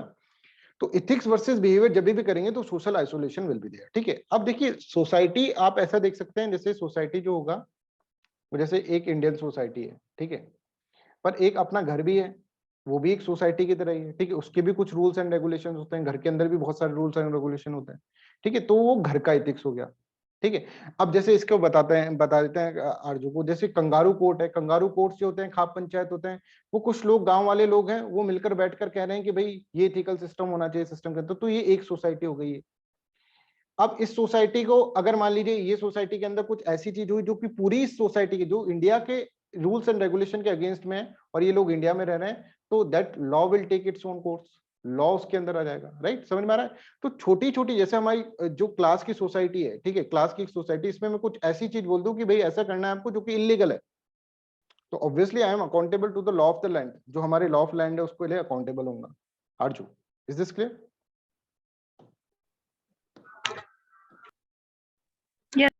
है ना। तो ऐसे देखना है हमको, छोटी छोटी सोसाइटीज के अंदर कुछ रूल्स एंड रेगुलेशंस बन सकते हैं, इसमें कोई दिक्कत नहीं है, पर ultimately we have to follow our constitution, ठीक है। अल्टीमेटली हमारा जो इथिक्स होना चाहिए, हमारा जो मोरल वैल्यू सिस्टम होना चाहिए, ठीक है, और इथिकल सिस्टम है ना, मोरल वैल्यू सिस्टम कुछ भी हो सकता है, इथिकल सिस्टम जो होना चाहिए सिस्टम के अंदर, वो कॉन्स्टिट्यूशन के अंदर होना चाहिए, राइट। अब चलो, हम इथिक्स के बारे में तो बहुत समझ गए सर, मोरल्स के बारे में बताओ। तो मोरल्स इथिक्स के बारे में समझे कि इथिक्स के अंदर जो वैल्यू सिस्टम सोसाइटी रख लेती है उसको हम इथिक्स बोलते हैं।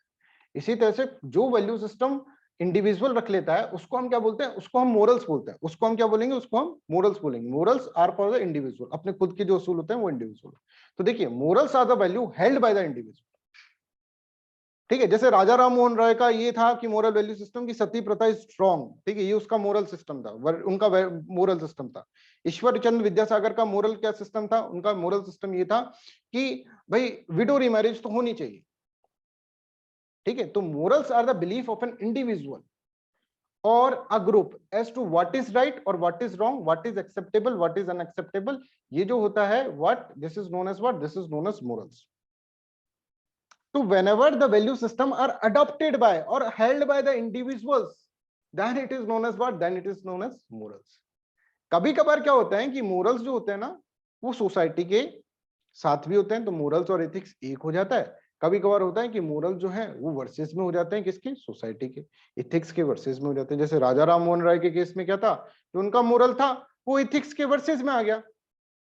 कभी कभार ऐसा होता है जो मोरल होता है वही आप एथिक्स हो जाता है सोसाइटी का। कभी कभार ऐसा होता है कि मान लीजिए जो पर्सन्स वहां पे सती प्रथा को प्रैक्टिस करते हैं उनके लिए तो morals is equal to ethics हो गया, ठीक है ना। हमको थोड़ा गहराई के अंदर जाकर इसको देखना पड़ेगा, राइट, इसलिए इसको बिल्कुल क्लियर अंडरस्टैंडिंग। जैसे अगर आपने एक मूवी देखी हो पायरेट्स ऑफ कैरिबियन, ठीक है, पायरेट्स ऑफ कैरिबियन के अंदर क्या था कि उसके पास एक कंपास हुआ करता था, है ना। जॉनी डेप जो थे ना, उनके पास एक कंपास हुआ करता था। वो कंपास सबको दिखता था कि वो खराब है, पर वो कंपास सिर्फ और सिर्फ किसको रास्ता बताता था, वो बताता था जॉनी डेप को रास्ता, ठीक है, जो पायरेट्स ऑफ कैरिबियन के हीरो थे उनको रास्ता बताता था। वो कंपास ऐसा था, वो सिर्फ उनको, वो उसको चलाना आता था। सब लोग देखते थे, बोलते थे ये तो खराब कंपास है, इसीलिए। और वो कंपास हमेशा सही रास्ता दिखाता था किसको, जॉनी डेप को, मतलब वो यूज करना उसको आता था, राइट।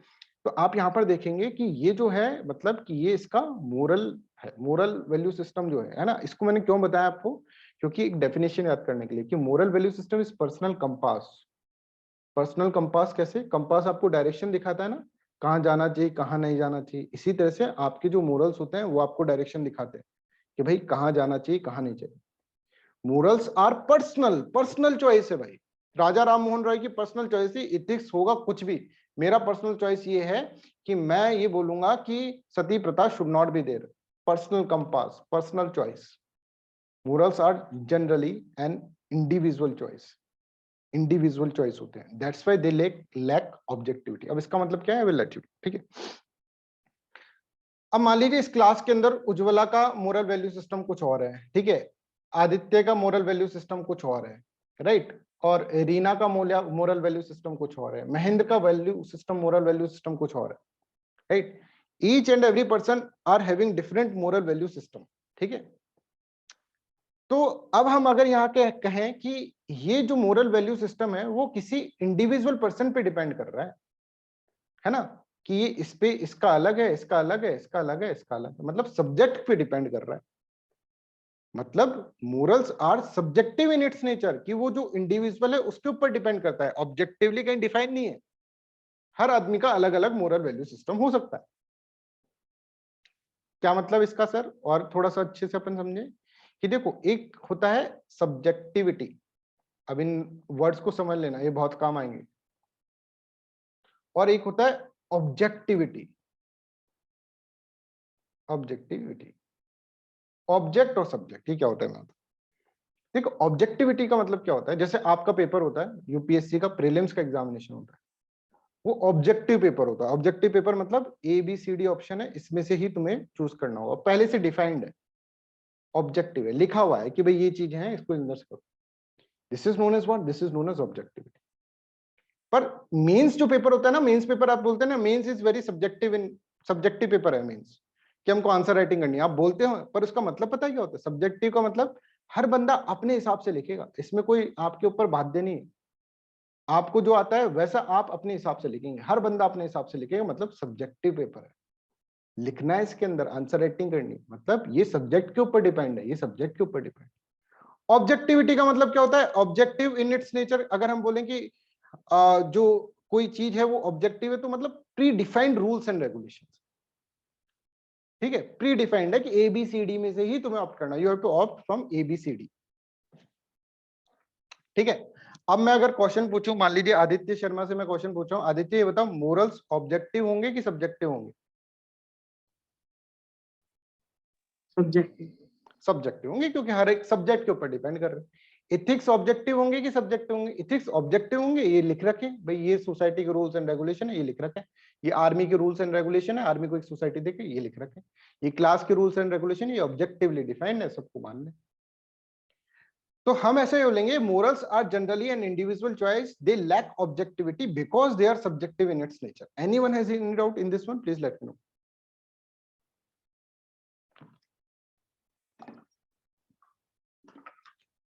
ठीक है, देखो इतने सारे एग्जांपल देके इतने क्लियर कॉन्सेप्ट कर देंगे ना, कहीं तुमको डाउट रहने का सवाल ही नहीं है ना। क्लास के अंदर ही तुम्हारे सारे डाउट क्लियर हो जाएंगे, बट फिर भी कुछ रह जाते हैं, जैसे स्टूडेंट्स पूछते हैं ना, तो दैट आर मोस्ट वेलकम। आप लोगों को पूछना ही है, तभी तो दिमाग चलेगा।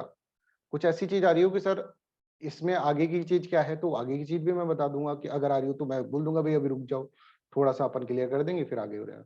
तो पूछना मत छोड़ो, है ना। कि अगर मान लीजिए अर्जुन कृष्ण से पूछना छोड़ देते ना, तो गीता का ज्ञान आता ही नहीं। अर्जुन कंटिन्यूअसली उनसे क्या कर रहे हैं, कंटिन्यूअसली वाद विवाद चल रहा है, डिस्कशन चल रहा है, और बिना डिस्कशन की कैसी नॉलेज, इतनी बड़ी नॉलेज, इतना बड़ा ज्ञान, गीता का ज्ञान इतना बड़ा सारा, वो अर्जुन समझ गए, इतना कॉम्प्लेक्स चीज जो आज तक लोग नहीं समझ पा रहे। तो इसका मतलब क्या है? इसका मतलब discussion is very much required. Yes Aamir.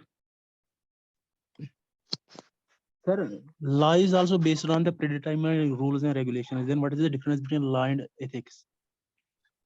वापस बोलो।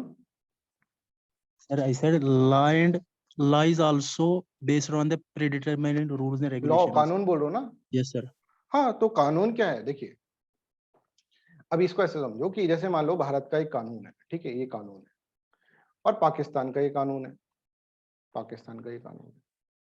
अब ये कानून कौन बनाएगा बताओ? सोसाइटी बना रही है कि स्टेट बना रही है? ये बताओ आमिर। State. स्टेट बना रही है भाई। कानून जो बनाता है वो कौन बनाता है? स्टेट बनाता है। कि जैसे डॉरी एक क्या है, कानून बनाया स्टेट ने, कि दहेज प्रथा जो है ना वो इलीगल है, ये कानून है, this is law. But society में कोई मानता है क्या उसको? आप देखिए कोई भी सोसाइटी के अंदर कोई भी ऐसा फैमिली बता दो, आपकी फैमिली को छोड़ के, ठीक है, सारी कोई भी फैमिली बता दो, पड़ोस की, अड़ोस पड़ोस की, कि जिसने दहेज में कुछ नहीं लिया हो, बेड, AC, कुछ फ्रिज, कूलर, कुछ नहीं लिखा। ये क्या? क्यों? क्योंकि ये एथिक्स है सोसाइटी के। हाँ भाई दहेज अलाउड है, डाउरी अलाउड है, लॉ कुछ भी बोले, दहेज अलाउड। तो law are what? Are framed by the state, but ethics are framed by the society. Aamir. Sir, this means that here ये जो आपने केस बताया, this means that here ethics is superior than law. No, ऐसा नहीं है, आप भी बताएंगे। देखो अगर मान लीजिए सोसाइटी जो है, सोसाइटी है, अगर वो चीज मानने से मना कर देती है, ठीक है, सोसाइटी का participation is very very important in the law. Law को फुलफिल करने के लिए सोसाइटी का पार्टिसिपेशन चाहिए होता है। अच्छा, लॉ क्या कर सकता है? लॉ, कानून क्या कर सकता है? कानून सिर्फ सोसाइटी के ऊपर बाउंडेशन क्रिएट कर रहा है, नहीं करोगे तो जेल में डाल देंगे, नहीं करोगे तो जेल में डाल देंगे, राइट। पर अगर सोसाइटी नहीं माने, जैसे अनटचेबिलिटी, स्टिल अनटचेबिलिटी प्रैक्टिस्ड है ना। जालोर वाला इंसिडेंट अपन ने देखा राजस्थान के अंदर, अनटचेबिलिटी को अभी भी प्रैक्टिस किया जाता है। कानून है, आर्टिकल 17 है, फिर भी करा जा रहा है। तो ये जो सोसाइटी जो है, जब तक, हाँ इसीलिए मैं बोल रहा हूं कि आप लोग जो है कानून बनाने नहीं जा रहे हैं, आप लोग सोसाइटी को चेंज करने जा रहे हैं। You are a change agent, ठीक है, आप चेंज एजेंट है। तो यहाँ पर ऐसा अपन को नहीं दिखना है कि लॉ और इथिक्स जो है, ठीक है, वो अलग अलग चीजें। ये तो अपन को समझ में आ गया कि law is determined by the state और ethics is determined by the society. But इन दोनों का म्यूचुअल रहता है। अगर स्टेट को अपोज कर देती है सोसाइटी, तो there will be conflict in the system. तो सिस्टम को हमेशा अपन को कॉम्प्लीमेंट्री लेके, कि वन कॉम्प्लीमेंट्स द अदर, हमको ऊपर नीचे नहीं करना है। हमको लिखना है कि law complements the ethics and ethics complements the law. इन दोनों के बीच में एक सिनर्जी होगी, तभी सोसाइटी के अंदर क्या होगा, सिस्टम सही बना रहेगा। नहीं तो सोसाइटी के अंदर कंफ्लिक्ट होंगे। जैसे फॉर्म लॉ बनाया सरकार ने, सोसाइटी को पसंद नहीं आया, कंफ्लिक्ट हुए कि नहीं हुए आमिर? फिर एक कंसेंसस बिल्ड होता है ना Aamir? Is this clear? Yes sir, yes sir. तो कभी भी देखिए, कभी भी लॉ है और इथिक्स है, सोसाइटी के अंदर भिड़े, लॉ कानून किसने बनाया, स्टेट ने बनाया, और इथिक्स किसने बनाया, इथिक्स जो कि हम लोग मान रहे हैं। तो एक है ना कंसेंसस बिल्डिंग होनी चाहिए, एक कंस्ट्रक्टिव कंक्लूजन पे आनी चाहिए सोसाइटी। जैसे फार्म लॉज थे, उन्होंने क्या करा, पीसफुल रिवोल्ट करा फार्मर्स ने, ठीक है, बैठे रहे, सरकार ने भी नहीं मानी, फिर दोनों के बीच में टकरार हो रही है, टकरार हो रही है, लॉ और इथिक्स के बीच में टकरार हो रही है, ठीक है, और फाइनली एक क्या हो जाएगा, एक कंक्लूजन पे पहुंच जाएंगे, कंस्ट्रक्टिव कंक्लूजन पे पहुंच जाएंगे। यही तो डेमोक्रेसी है। डेमोक्रेसी का मतलब क्या है ना, अभी ये सारा डिस्कशन कहीं और की तरफ चला गया, पर ये समझ में आया कॉन्सेप्ट आमिर? Yes sir. ठीक है। संदीप ऐसे पूछे, sir if society follow dowry, ठीक है, then it is legally wrong and ethically right, that means, ठीक है, इथिकली राइट और लीगली रॉन्ग, ये बोल रहे हैं कि देखो कि हमने एक तरह से क्या करा है, हमने अडॉप्ट कर लिया है सिस्टम को कि भाई dowry is very very common है ना, डॉरी कोई इस तरह से नहीं है, राइट? तो ethical code of conduct society का डॉरी के प्रति इतना ज्यादा नेगेटिव नहीं है, इतना ज्यादा नेगेटिव नहीं है ना। अगर हम डिग्री के बारे में बात करें तो it is not so much negative against the dowry.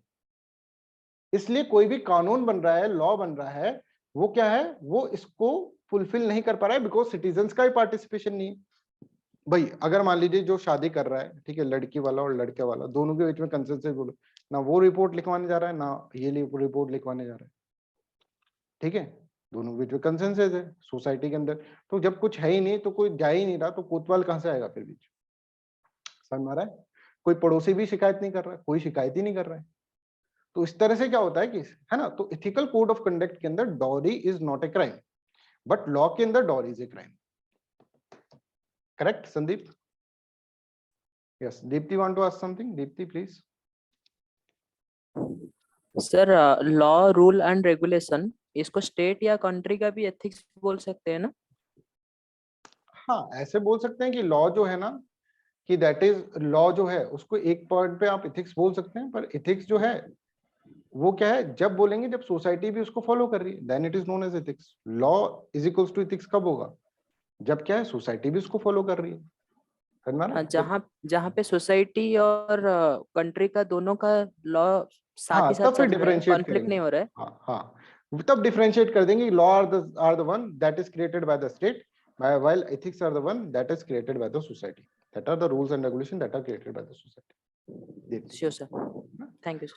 अगर हम इंडिया के बारे में बात करेंगे, पूरे इंडिया के बारे में, और पाकिस्तान के बारे में बात करेंगे, तो हम कहेंगे कि भाई इंडिया के कोड ऑफ कंडक्ट इस तरह से, इंडिया के लॉ इस तरह से, पाकिस्तान के लॉ इस तरह। फिर इंडिया के अंदर जाकर देखेंगे तो हम देखेंगे कि भाई इस वाले रीजन के रूल्स ऑफ रेगुलेशन ऐसे हैं, इस वाले रूल्स।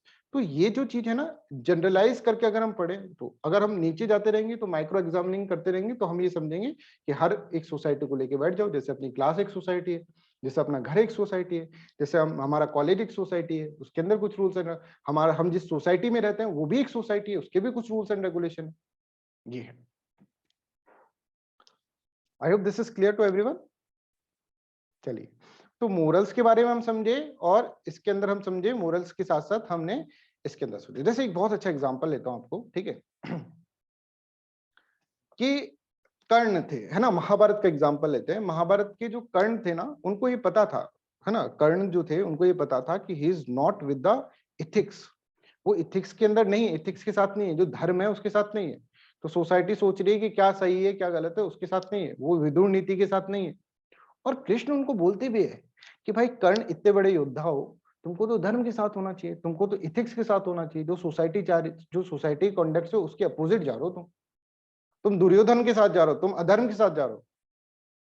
तो कर्ण क्या बोलते हैं, सर इथिक्स होगा सोसाइटी का कुछ भी, पर मेरा मोरल सिस्टम ये है कि friendship is superior than everything, दोस्ती जो है वो सबसे ऊपर है, ये मेरा मोरल वैल्यू सिस्टम। तो कर्ण को ये पता था कि इथिक्स कुछ और है सोसाइटी का, और उसको अगर वो फॉलो नहीं करेगा, ठीक है, तो he will be in trouble, की मतलब सोसाइटी उसको क्रिटिसाइज करेगी, बट उसने कहा कि नहीं, यहाँ पर मोरल्स को उसने क्या करी, मोरल्स को उसने ज्यादा तवज्जो दी किसके अंदर, एज कंपेयर टू इथिक्स। उन्होंने कहा सर फ्रेंडशिप अपनी, फ्रेंडशिप जो है दैट इज सुप्रीम, और ये जो मोरल्स हैं, मेरे जो मोरल्स हैं that is very very important. तो मोरल्स के अंदर अगर हम देखेंगे, कर्ण का एग्जांपल अगर हम देखें तो कर्ण ने अपने मोरल्स को अपने ऊपर रखा। उनके बहुत उसूलवादी थे ना कर्ण, कि दान देते थे तो दानवीर कर्ण, कुछ भी दे देते, वो उसूल है उनके कि भाई दान देना है तो देना है, फ्रेंडशिप निभानी तो निभानी है, किसी भी उसके अंदर चल जाए जैसे, तो वो उनकी मोरल्स है। ठीक है, करेक्ट है। अच्छा, महाभारत में एक ऐसा भी कैरेक्टर था जो कि मोरल था ना, वही इथिक्स था, मतलब जो इथिक्स था सोसाइटी का वही वो क्या कर देता था, वही मोरल बना लेता था, वही उसके मोरल्स थे। कोई बताएगा महाभारत के अंदर एक एग्जांपल? अच्छा, कृष्णा। कृष्णा और सर दोबारा बोलना, क्या बोला? हाँ, और युधिष्ठिर सर, युधिष्ठिर। सर विदुर, विदुर। विदुर और विदुर के मोरल्स अलग, देखो सर युधिष्ठिर, युधिष्ठिर। शकुनी सर। समझ रहे, युधिष्ठिर होगा। अरे देखो अब समझो, कहने का मतलब ये है कि अपन ने देखा कर्ण जो थे ना, वो तो ऐसे कह रहे थे कि साहब मेरे को इथिक्स से बड़ा मैं क्या किसको मानता हूँ, इथिक्स से बड़ा मैं मोरल्स को मानता हूँ, और मेरा एक मोरल है क्या, फ्रेंडशिप, दोस्ती। ठीक है, उसके कुछ मोरल्स थे, जैसे उसके एक मोरल था कि वो दान देते थे, दानवीर कर्ण है ना, दानवीर, ठीक है, बहुत ज्यादा दान देते थे, राइट। तो उससे उनका वो भी कुंडल और कवच भी ले गए इंद्र भगवान, ठीक है, but that doesn't matter for her. उसको पता था कि इसके बाद मैं मर जाऊंगा, पर फिर भी दे दिया उसको, इतना मतलब इतने अडिग थे वो अपने मोरल्स।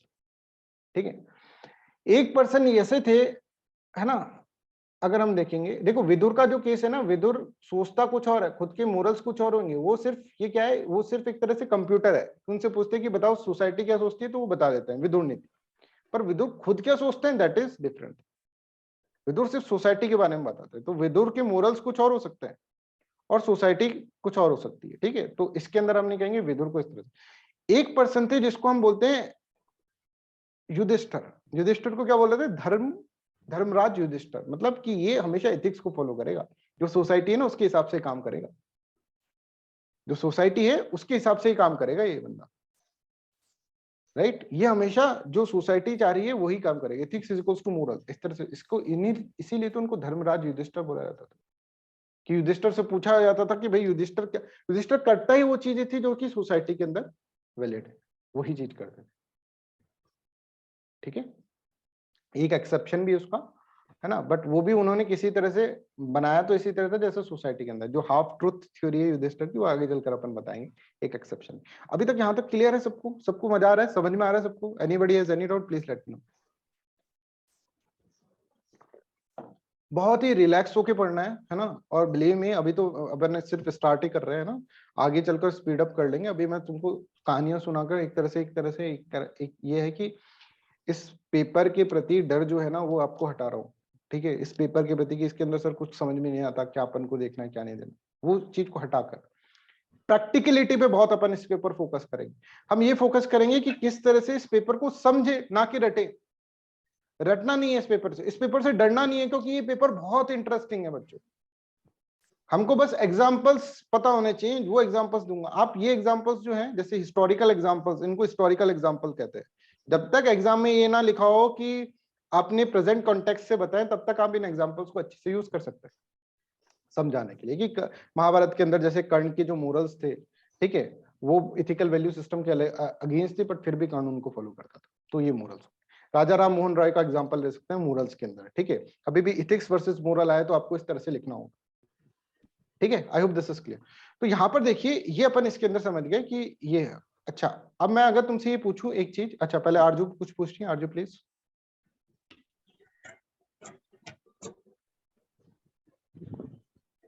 सर जैसे अभी ये सरकार की स्कीम थी ना सर कि हर घर तिरंगा, तो इसमें आपने बोला कि जब लो तो बना दिया स्टेट ने, लेकिन जब तक सोसाइटी नहीं मानेगी तब तक वो मोरल एथिक्स नहीं होगा।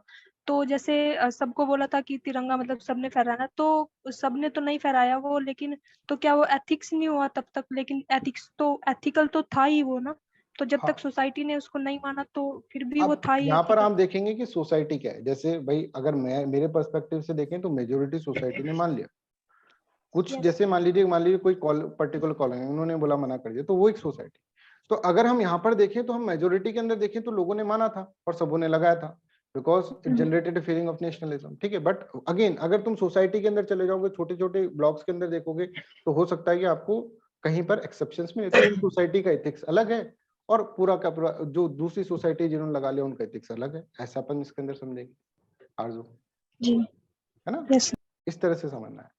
तो आपको देखना होगा, देखो सोसाइटी अब देखो भारत के अंदर ही अलग अलग लोग अलग अलग तरह के विचारधारा वाले हैं ना। कोई क्या करता है, कोई जो है वेज खाता है, कोई नॉन वेज खाता है, तो ये इसके एथिक्स हैं भाई, इस कम्युनिटी के एथिक्स है कि नॉन वेज खाना चाहिए, इस कम्युनिटी के एथिक्स है जैसे जैन लोग जो होते हैं वो नॉन वेज नहीं खाते, तो उन्होंने अपने खुद के एथिक्स बना रखे, तो उसमें अपन को कोई प्रॉब्लम नहीं होनी चाहिए। समझ में आ रहा है कि इस तरह से ये सिस्टम होता है। तो I hope this is clear to everyone. Ethics is equals to moral जो है वो युधिष्ठिर आप इसके अंदर इस तरह से दबा।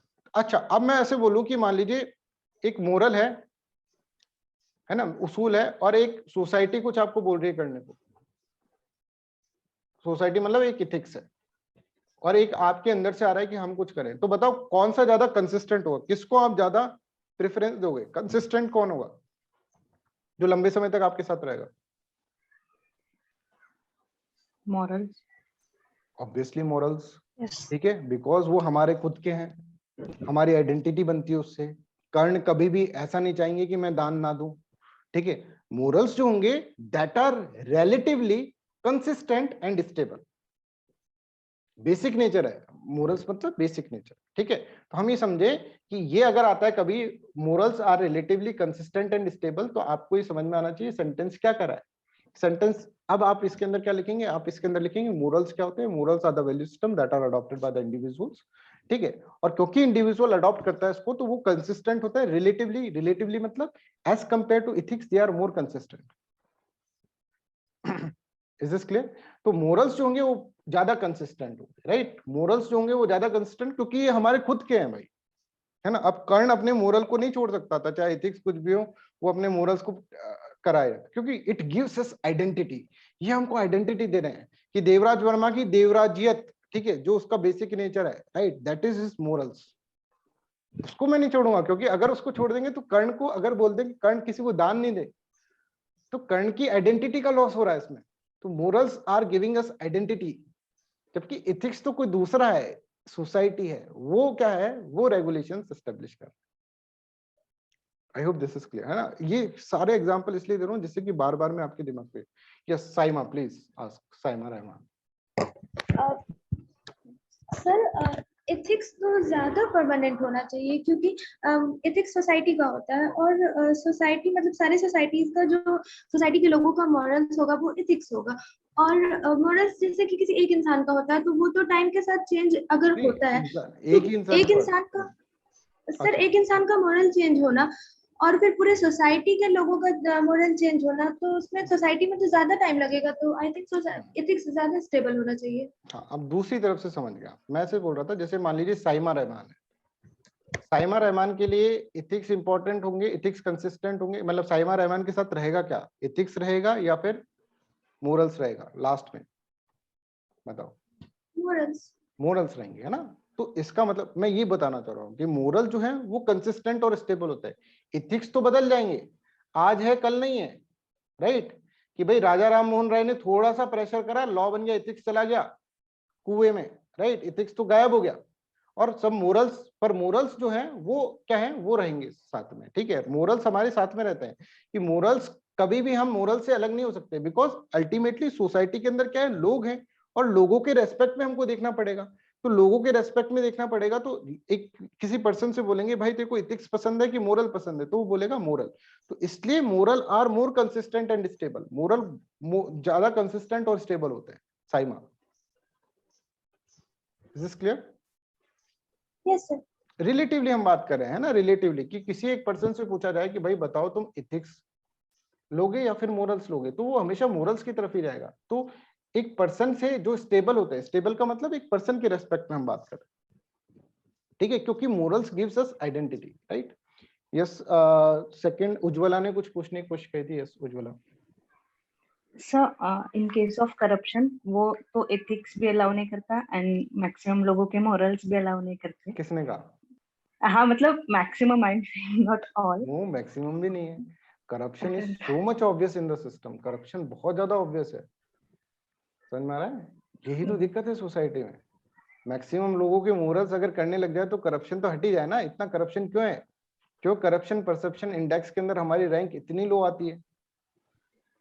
अगर मोरल्स नहीं होते तो फिर तो करप्शन, समझ रहे हैं उज्ज्वला? हो सकता है आपके लिए करप्शन, क्योंकि अभी तक ऐसा भी होता है कभी कभार, देखो क्योंकि अभी मौका नहीं मिला तो हमको लगता है कि we are very very honest, हो सकता है मौका मिले आपके सामने तो हो सकता है कि करप्ट है ना? So, but अभी के सेंस में अगर समझो मतलब corruption is not in my morals, but if there is a conflict with others in that case, so वहां पर मतलब कौन प्रेडोमिनेट करेगा, एथिक्स या फिर मॉरल्स? देखो एथिक्स जो होंगे ये तो आपके ऊपर डिपेंड करता है। देखिए मोरल्स कौन कि आप ऐसे बोल रहे हैं, जो मैं समझ पा रहा हूँ कि आप एक ऑफिस के अंदर हैं और आप एक ऑनेस्ट हैं बिल्कुल, और बाकी सब करप्ट हैं, राइट? हाँ, है ना? तो कौन इसके अंदर प्रीडोमिनेट करें? इट डिपेंड्स कंप्लीटली कि आपकी ऑनेस्टी जो है वो कितने दिन तक टिकती है। आपकी यहाँ पे एक वैल्यू सिस्टम आती है इंटेग्रिटी, कि आप ऑनेस्टी के प्रति कितनी इंटेग्रिटी हो। जैसे मान लीजिए कि कोई आपके ऑफिस में आया, देखो इसका एग्जांपल मैं आपको देता हूँ। कोई एक ऑफिस में आया, एक सेकंड,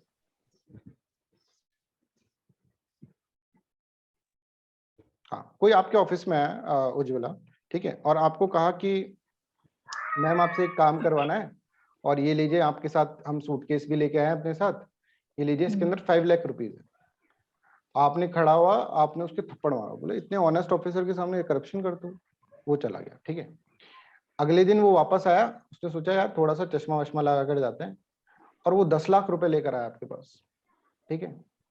आपने फिर भी मतलब पहले थप्पड़ मारा था, इस बार थप्पड़ नहीं मारा, राइट। तीसरी बार लेके आया वो 1 करोड़ रुपए। अब हो सकता है यहाँ पर आपकी ऑनेस्टी थोड़ी देर हॉलीडे पे चली जाए, है ना? तो इसका मतलब कि हो सकता है, इसका मतलब क्या है कि आपके अंदर ऑनेस्टी तो है पर इंटेग्रिटी नहीं है, कि depending upon situations, depending upon conditions, your honesty changes. समझ रहे हो उज्ज्वला? यस।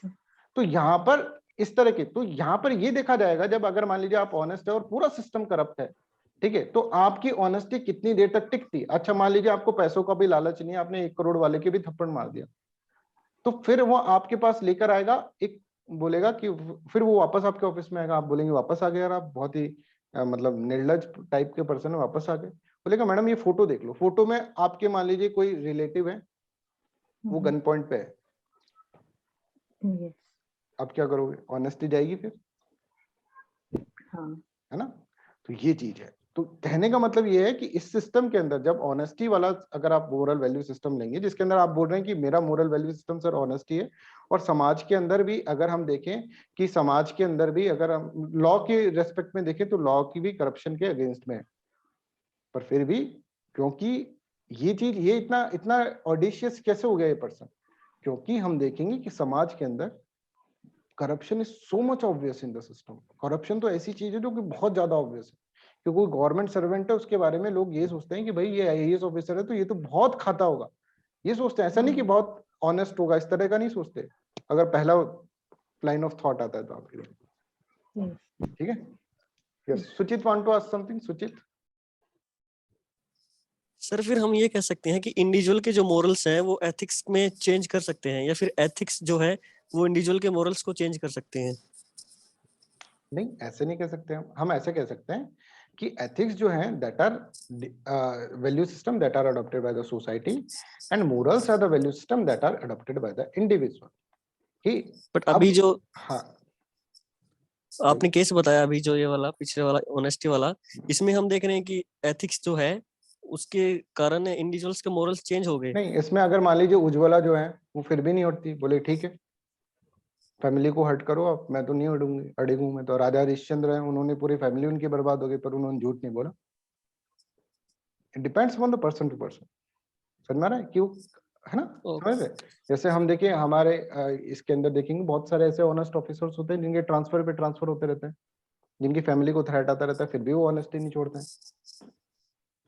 सोचिए। Yes sir. ठीक है, तो फाइनली मोरल्स और एथिक्स में सर डोमिनेशन वाली कंडीशन आएगी ही नहीं, मतलब हाँ depends on individual. It depends upon the individual, कि अगर इंडिविजुअल इतना, अब कर्ण के सामने मोरल्स एथिक्स कहाँ आ गए? ठीक है, कर्ण के सामने तो मोरल वैल्यू सिस्टम ही है ना, पर कर्ण की जगह अगर कोई और होता तो हो सकता था भटक जाता, जैसे अर्जुन है, अर्जुन छोड़ रहा है अपने मोरल वैल्यूज, अर्जुन के बारे में बाद में बात करेंगे। आप ये समझ रहे हैं सुचित? ओके सर, ओके, हाँ है जी। ना? तो हमको ये समझना होगा, जैसे अशोक खेमका नाम के एक सिविल सर्वेंट है जिनका एग्जांपल हम इथिक्स के पेपर के अंदर लिखते हैं। अशोक खेमका जैसे एक सिविल सर्वेंट है, उनके कितने ट्रांसफर हो गए? मोर देन 40 ट्रांसफर उनके पास हो गए, 45 प्लस ट्रांसफर्स, ठीक है, हरियाणा के हाँ जी सर। जो रहने वाले हैं ना। बट फिर भी वो ऑनेस्टी को नहीं छोड़ा उन्होंने। जबकि कोई एक ऐसा ऑफिसर होगा जो 2 ट्रांसफर के बाद सोचेगा यार ऑनेस्टी को तो छोड़ो, अपन तो अपना क्या सिस्टम के साथ चलते हैं। It depends upon that. हम कभी ऐसे नहीं कह Okay. सकते कि इथिक्स डोमिनेट कर रहा है मोरल्स पे या मोरल्स डोमिनेट इथिक्स पे कर रहा है। ठीक है, कभी भी राजा राव मोहन राय पे कितने इथिक्स ने डोमिनेट कर लिया, उन्होंने वो अपना मोरल्स को लगा के रखे। Depends upon person to person, it depends upon the condition circumstances. कभी भी हम ऐसे नहीं कह सकते कि मोरल डोमिनेट्स इथिक्स या इथिक्स डोमिनेट्स मोरल। हाँ, हम ऐसे जरूर कह सकते हैं कि मोरल्स को छोड़ते वक्त जब आप मान लीजिए ऑनेस्ट ऑफिसर है और सिस्टम के आगे झुक गए तो आपको बहुत ज्यादा गिल्ट फील होगा। मैं बताऊंगा आपको, अगर मोरल्स के अगेंस्ट में अगर आप बिहेवियर कर रहे हैं, मान लीजिए आप बहुत ऑनेस्ट ऑफिसर थे और आपके सामने ऐसी कंडीशन आ गई कि आपको क्या हुआ, करप्ट होने पड़ा, तो उज्ज्वला की जो कंडीशन है कि भाई सामने रिलेटिव्स की फोटो रखी है, उनके ऊपर गन पॉइंट पे रखा हुआ है, तो उस वक्त उनको बहुत गिल्ट होगा फील कि यार मैं करप्शन कर रहा हूं। तो मोरल वर्सेस बिहेवियर जब होता है that leads to the corruption. Okay, sir. Yes, Sandeep want to ask something? Value of a single person, that is morals, can be changed very easily when compared to the values of a society, that is ethics. But you are saying that morals are relatively consistent. Sandeep you are, बस थोड़ा सा disturbance आ रहा है तो आप लिख दीजिए, मैं आई will let you know the answer, है ना? लिख के दे दीजिए, आपकी तरफ से आवाज थोड़ी सी डिस्टर्ब आ रही है। ठीक है, I hope this is clear, है ना? अब हम इसके अंदर आगे चलते हैं। तो देखो यही चीजें हैं, ये दिमाग के अंदर ही थॉट्स आएंगे तभी जाके तुम्हारा बिल्डिंग होगा। ठीक है, तो मोरल्स आर रिलेटिवली कंसिस्टेंट अगर हम देखें, क्योंकि मोरल्स को छोड़ते वक्त हमको थोड़ा सा दुख होता है, थोड़ा सा दर्द, थोड़ा सा गिल्ट फील होता है, right? Morals however have much greater impact on the individual behaviour than the values, ठीक है, देन द एथिकल वैल्यूज। ठीक है, right? Our moral judgement express our value, हमारा मोरल जजमेंट मतलब हमारा value system, but not all expression of our values are moral judgement. सारे जो expression होते हैं, कभी कभार हमको जैसे उज्ज्वला वाले केस के अंदर उसको करप्शन करना पड़ गया, तो सारे एक्सप्रेशन होते हैं वो मोरल जजमेंट्स नहीं होते। ठीक है, इसी आप समझे, सारे एक्सप्रेशन मतलब कभी कभार आपको ऑनेस्ट होते हुए भी आपको करप्शन करना पड़ेगा। ठीक है, तो मोरल जजमेंट तो आपको बता रहे गलत है पर फिर भी करना पड़ेगा, राइट? इस तरह से संदीप कह रहे हैं sir, moral of a single person can change easily when compare to ethics of a group, then how morals can be more consistent than the ethics. देखिए, मोरल सिंगल पर्सन का चेंज होना, ठीक है, अगेन मैं कह रहा हूं, तो वो मोरल नहीं हो। मोरल मतलब उसूल, मोरल मतलब बेसिक नेचर, बेसिक नेचर है।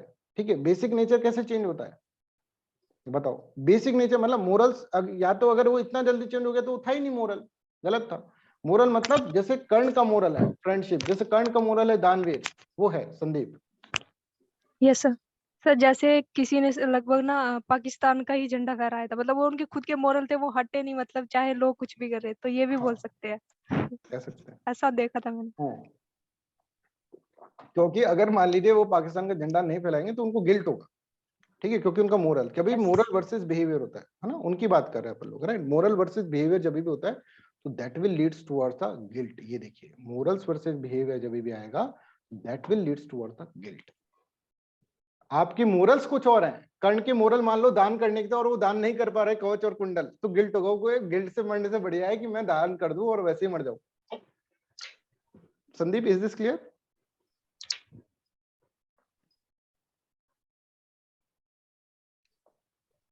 है ना? तो I hope this is clear to everyone, right?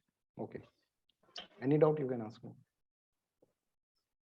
तो this is how you have to understand the concept, है ना? इस तरह से इतना आपको अगर क्लियरिटी के अंदर आ जाएगा तब काय का कंसेप्ट्स का हेरा फेरी होगी, तब तो आपको सब कुछ आ ही जाएगा। अगर इतना क्लियरली आप पढ़ लोगे तब तो आपको सब कुछ आ ही जाएगा ऑब्वियसली।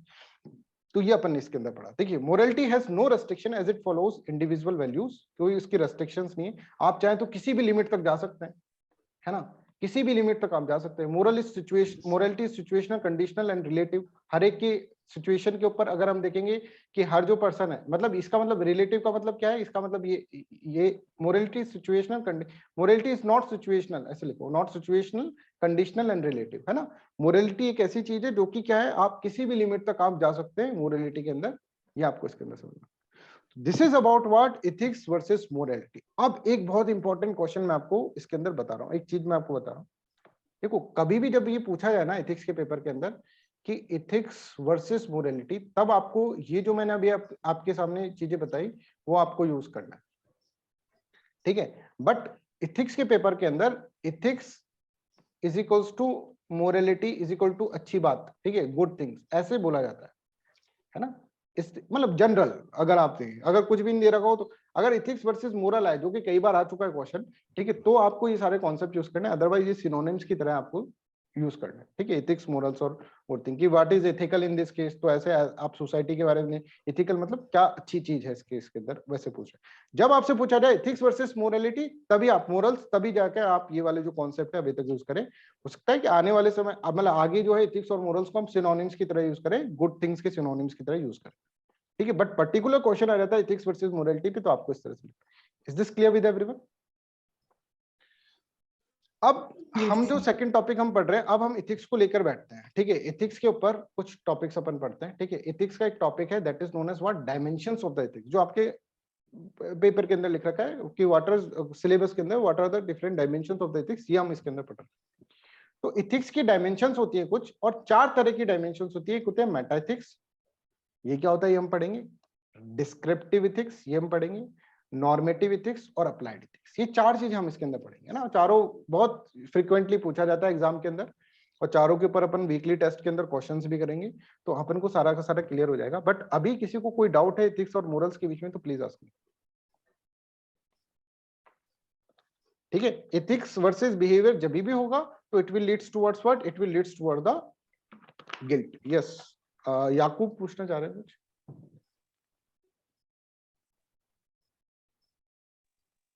सर जैसे आपने एक एग्जांपल दिया था कि कॉन्स्टिट्यूशन जैसे हमारा एथिक्स है ना, तो सर कोई एक अलग से मतलब इंडिविजुअल सोसाइटी है, तो वो इंडिविजुअल सोसाइटी के रूल्स एंड रेगुलेशंस को हम मॉरल्स कह सकते हैं क्या? नहीं, मोरल्स क्यों कहेंगे, वो तो सोसाइटी के अंदर को कंपैरिजन ऑफ कॉन्स्टिट्यूशंस।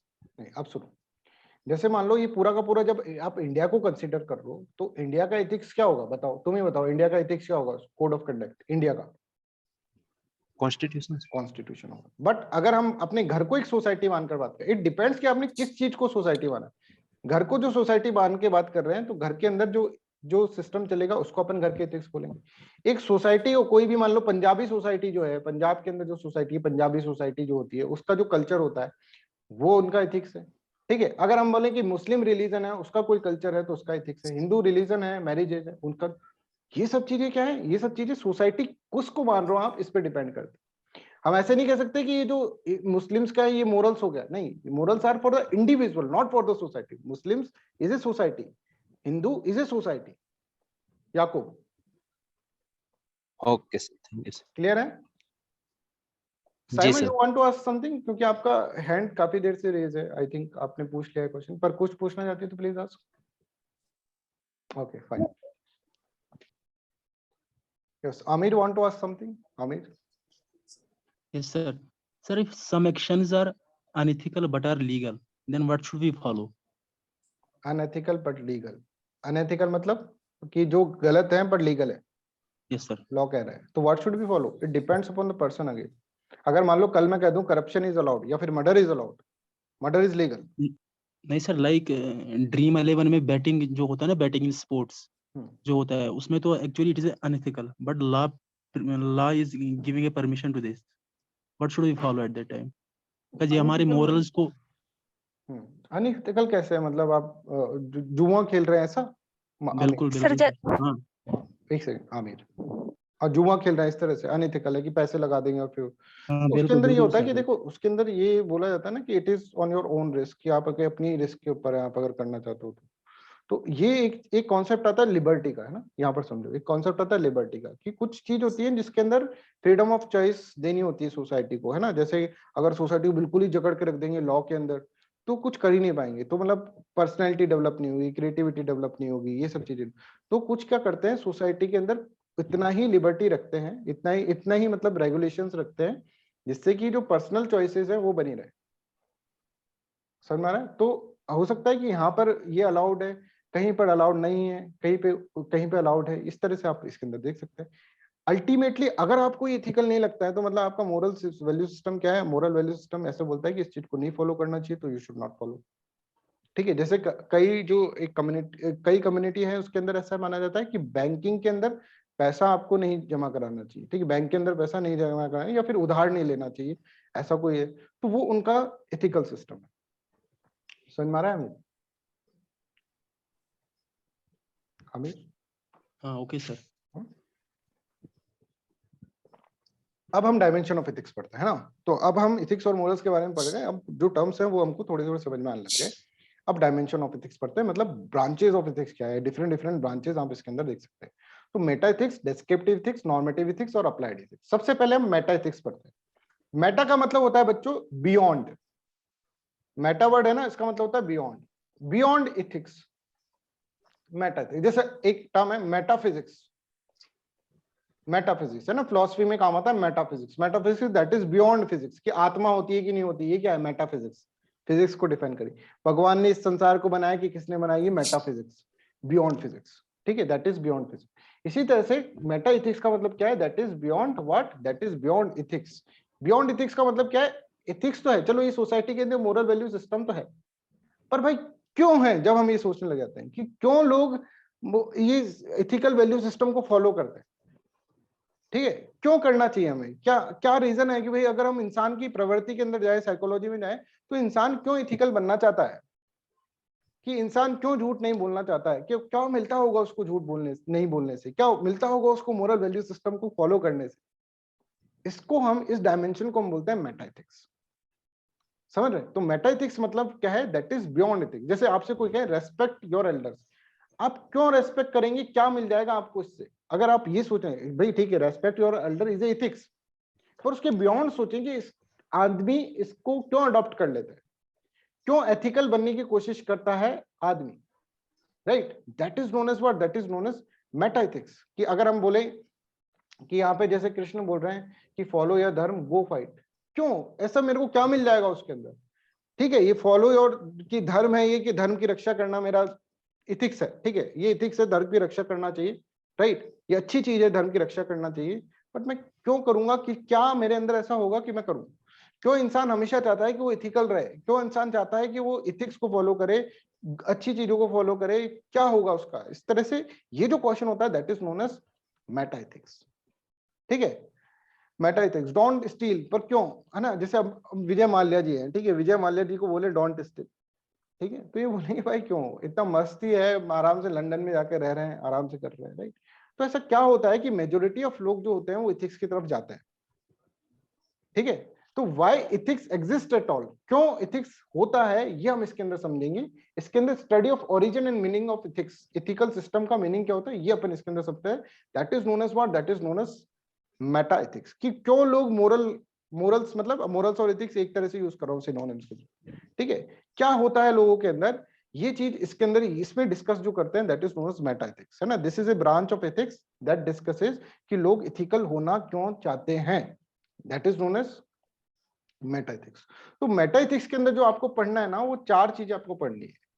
कुछ लोग बोलते हैं कि लोग इथिकल इसलिए होना चाहते हैं बिकॉज ऑफ इगोइज्म।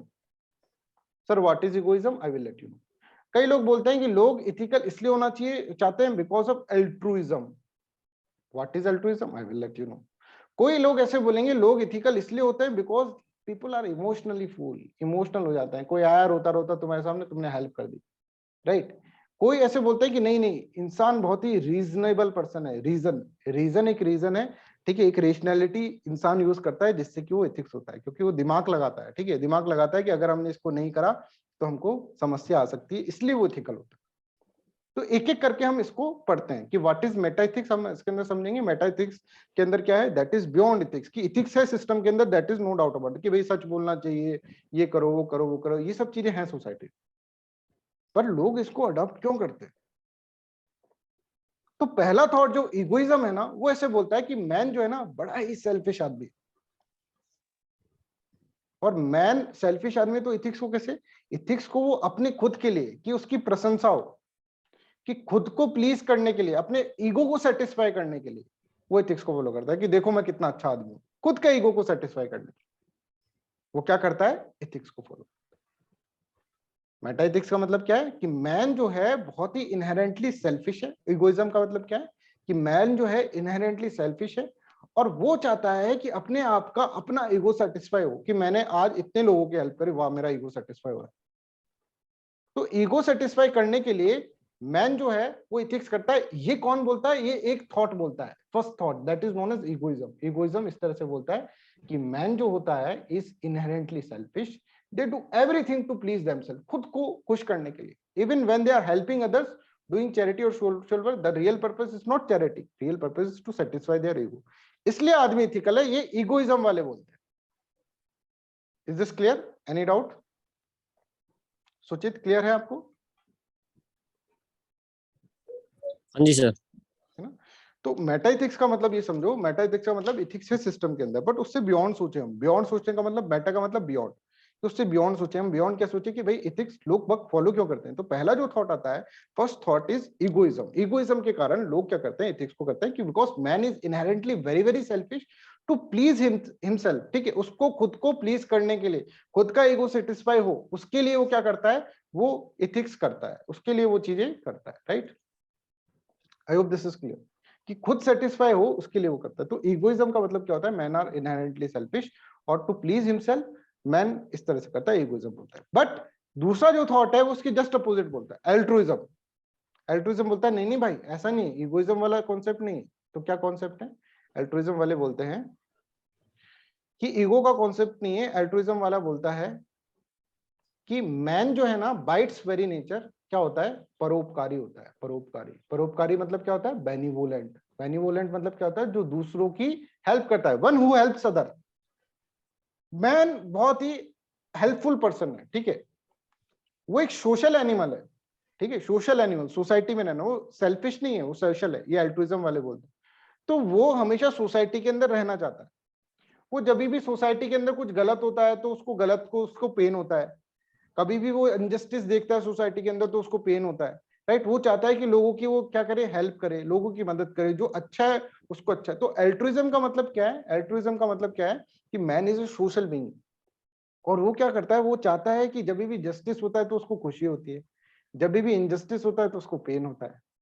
इसलिए वो एथिक्स को फॉलो करता है कि मैन को बनाया ऐसा है, एल्ट्रुइज्म है। पहला वाला क्या बोल रहा है कि मैन खुद को सेटिस्फाई करने के लिए बोलता है, दूसरा बोलता है खुद को सेटिस्फाई करने के लिए। Altruism is a word that is derive from the alter. Alter मतलब कोई दूसरा,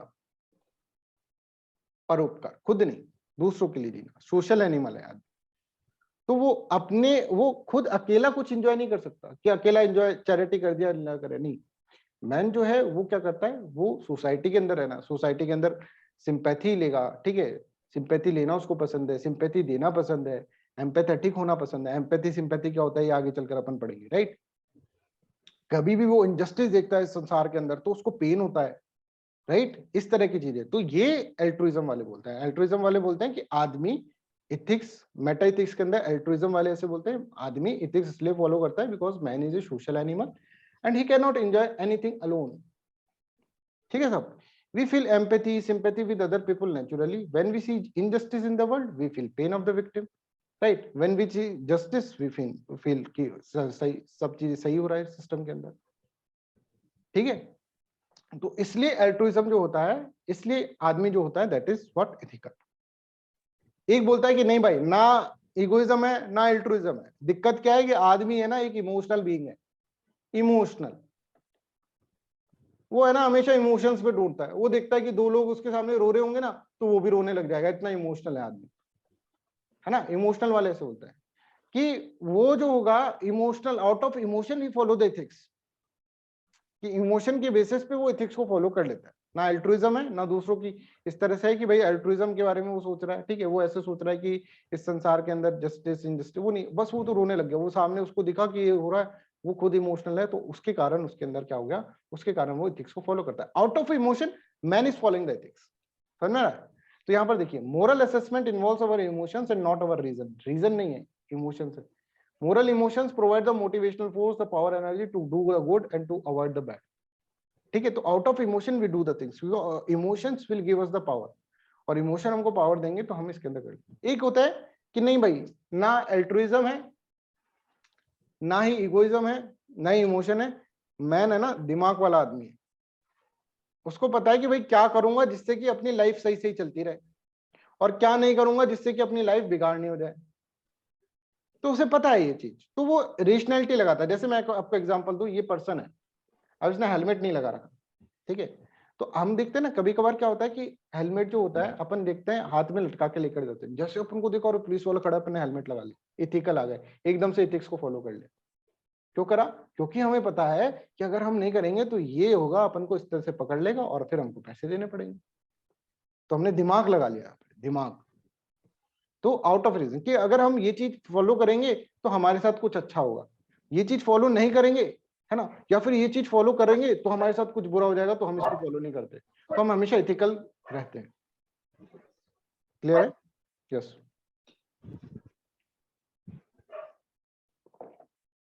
I hope this is clear. Any doubt, you can raise your hand first of all and then can ask the doubt.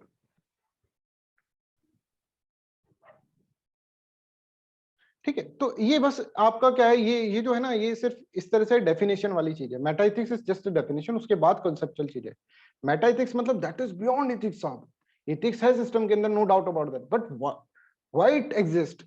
Ethics exist क्यों करता है? तो एक बोलता है कि भाई ईगोइज्म के नाम, क्योंकि मैन जो है ना इनहेरेंटली सेल्फिश है, तो वो चाहता है कि जो ईगो है ना उसका वो सेटिस्फायर है, ईगो सेटिस्फायर है, इसलिए वो क्या करता है, इसलिए वो अपना चैरिटी करता है, ये सब चीजें करता है, एथिकल सिस्टम के अंदर आता है।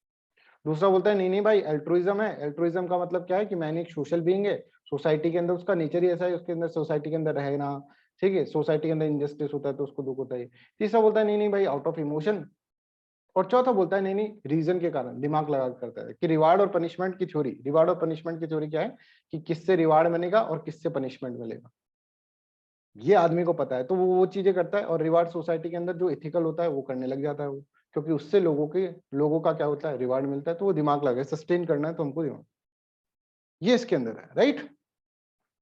Any doubt you can ask. तो चलो बच्चों, आज का क्लास अपन इतना ही रखेंगे, है ना। कोई भी डाउट होता है तो कल पूछना। अभी विद इन 10 मिनट्स आपका वीडियो अपलोड हो जाएगा आपकी ड्राइव पे, और विद इन 10 मिनट्स आपको पीडीएफ मिल जाएगी। तो please revise through the PDF, and if you have any doubt you can ask me in the मतलब आफ्टर द क्लास, मतलब in the next class you can ask मी, है ना। कल भी class होगा, संडे को भी क्लास होगा, और बिल्कुल शार्प 6 PM पर आपको आ जाना है क्लास के अंदर, ठीक है। 6 PM पे पूरा क्लास स्टार्ट हो जाएगा। राइट? आज तो थोड़ा टेक्निकल एरर आ गया था इसलिए नहीं हो पाया, ठीक है। तो पर 6 PM पर आपको एग्जैक्ट 6 PM पर क्लास के अंदर आ जाना है। राइट? और कोई भी डाउट हो तो आप कल इसके अंदर पूछें, और कैसी भी प्रॉब्लम आती है, देखिए अधिष्ठान IAS जो है वो स्टूडेंट्स के लिए ही बनाया गया है। राइट? मेरे कुछ ऐसे भी स्टूडेंट बैठे हैं जो विजन के स्टूडेंट है, ठीक है। तो मैं तब भी पढ़ाता था, तभी भी स्टूडेंट के पर्सपेक्टिव से ही पढ़ाता था, तुम्हें पता है, मैनेजमेंट से लड़ लेता था पूरा, पर स्टूडेंट्स का वेलफेयर। तो यहाँ पर कभी आप ये मत समझना कि सर हमारे जो प्रॉब्लम है सॉल्व नहीं हो रही। आई एम डायरेक्टली आप मेरे को बोलो, आप किसी को मत बोलो, आप डायरेक्टली बोलो सर ये है, तो मैं करवा दूंगा आपका काम, ठीक है। सर PDF नहीं आ रही है तो मैं आपका काम करवा दूंगा। आप किसी को मत बोलो, आप डायरेक्टली मेरे से कॉन्टेक्ट, क्योंकि जब किसी से बोलते हैं ना तो फिर क्या होता है कि वो दूसरा पर्सन फिर मेरे को बोलेगा, नहीं बोलेगा, या फिर आपको कुछ होगा, तो उसके अंदर आप डायरेक्टली मेरे को बोलो। I am the whole sole responsible for everything. कोई भी आपको अगर वीडियो के अंदर प्रॉब्लम हो रहा है, ये हो रहा है, तो मैं आपको टीम से बात करवा दूंगा, टीम को बोल दूंगा, तो मेरे बोलने से वो लोग जल्दी से आपका काम कर देंगे, ठीक है। काम उनको ही करना है पर मेरे बोलने से जल्दी कर देंगे, ठीक है। सो कभी भी ऐसा मत सोचना कि आप कोई भी चीज हेजिटेशन हो, हमेशा मेरे से आप कांटेक्ट में रहें, मेरे से डायरेक्ट कांटेक्ट में रहें। मेरा जो नंबर है एक्चुअली मेरे को भी याद नहीं है, ठीक है, मैं अभी एक ग्रुप पे डाल दूंगा अभी नंबर, ठीक है। तो उस नंबर पे मैं हूँ 87 वाला, दैट इज कभी कभार वो टीम के साथ रहता है, ठीक है। और मतलब टेलीग्राम तो वो पूरा टीम का ही है, राइट, टीम ही यूज करती है उसके टेलीग्राम को, राइट। तो जो है आप डायरेक्टली मेरे से कांटेक्ट करें, I will send you the number कि ये मेरा पर्सनल नंबर है, इसके ऊपर करें, तो आप मेरे को करेंगे, मैं टीम को बोलूंगा, तो आपका काम जल्दी हो जाए, राइट। तो I hope this is all about today's class. Thank you so much for listening me, and कल मिलते हैं। कोई भी डाउट सर रिकॉर्डेड लेक्चर ये ड्राइव पे मिलेंगे? हाँ, रिकॉर्डेड लेक्चर का भी मैं आपको लिंक भिजवा दूंगा, ठीक है। तो 10 मिनट के अंदर आपको लिंक मिल जाएगा, सुचित। ओके सर, ठीक है। और PDFs भी आपको Telegram group is the contact, मतलब जहां पर आपको सब कुछ मिलेगा, मतलब आपको लिंक मिलेगा तो वो भी टेलीग्राम ग्रुप पे मिलेगा, तो टेलीग्राम ग्रुप पे एक्टिव रहे आप सभी, ठीक है। ओके चलिए, thank you. Thank you sir. Thank you sir. Thank you.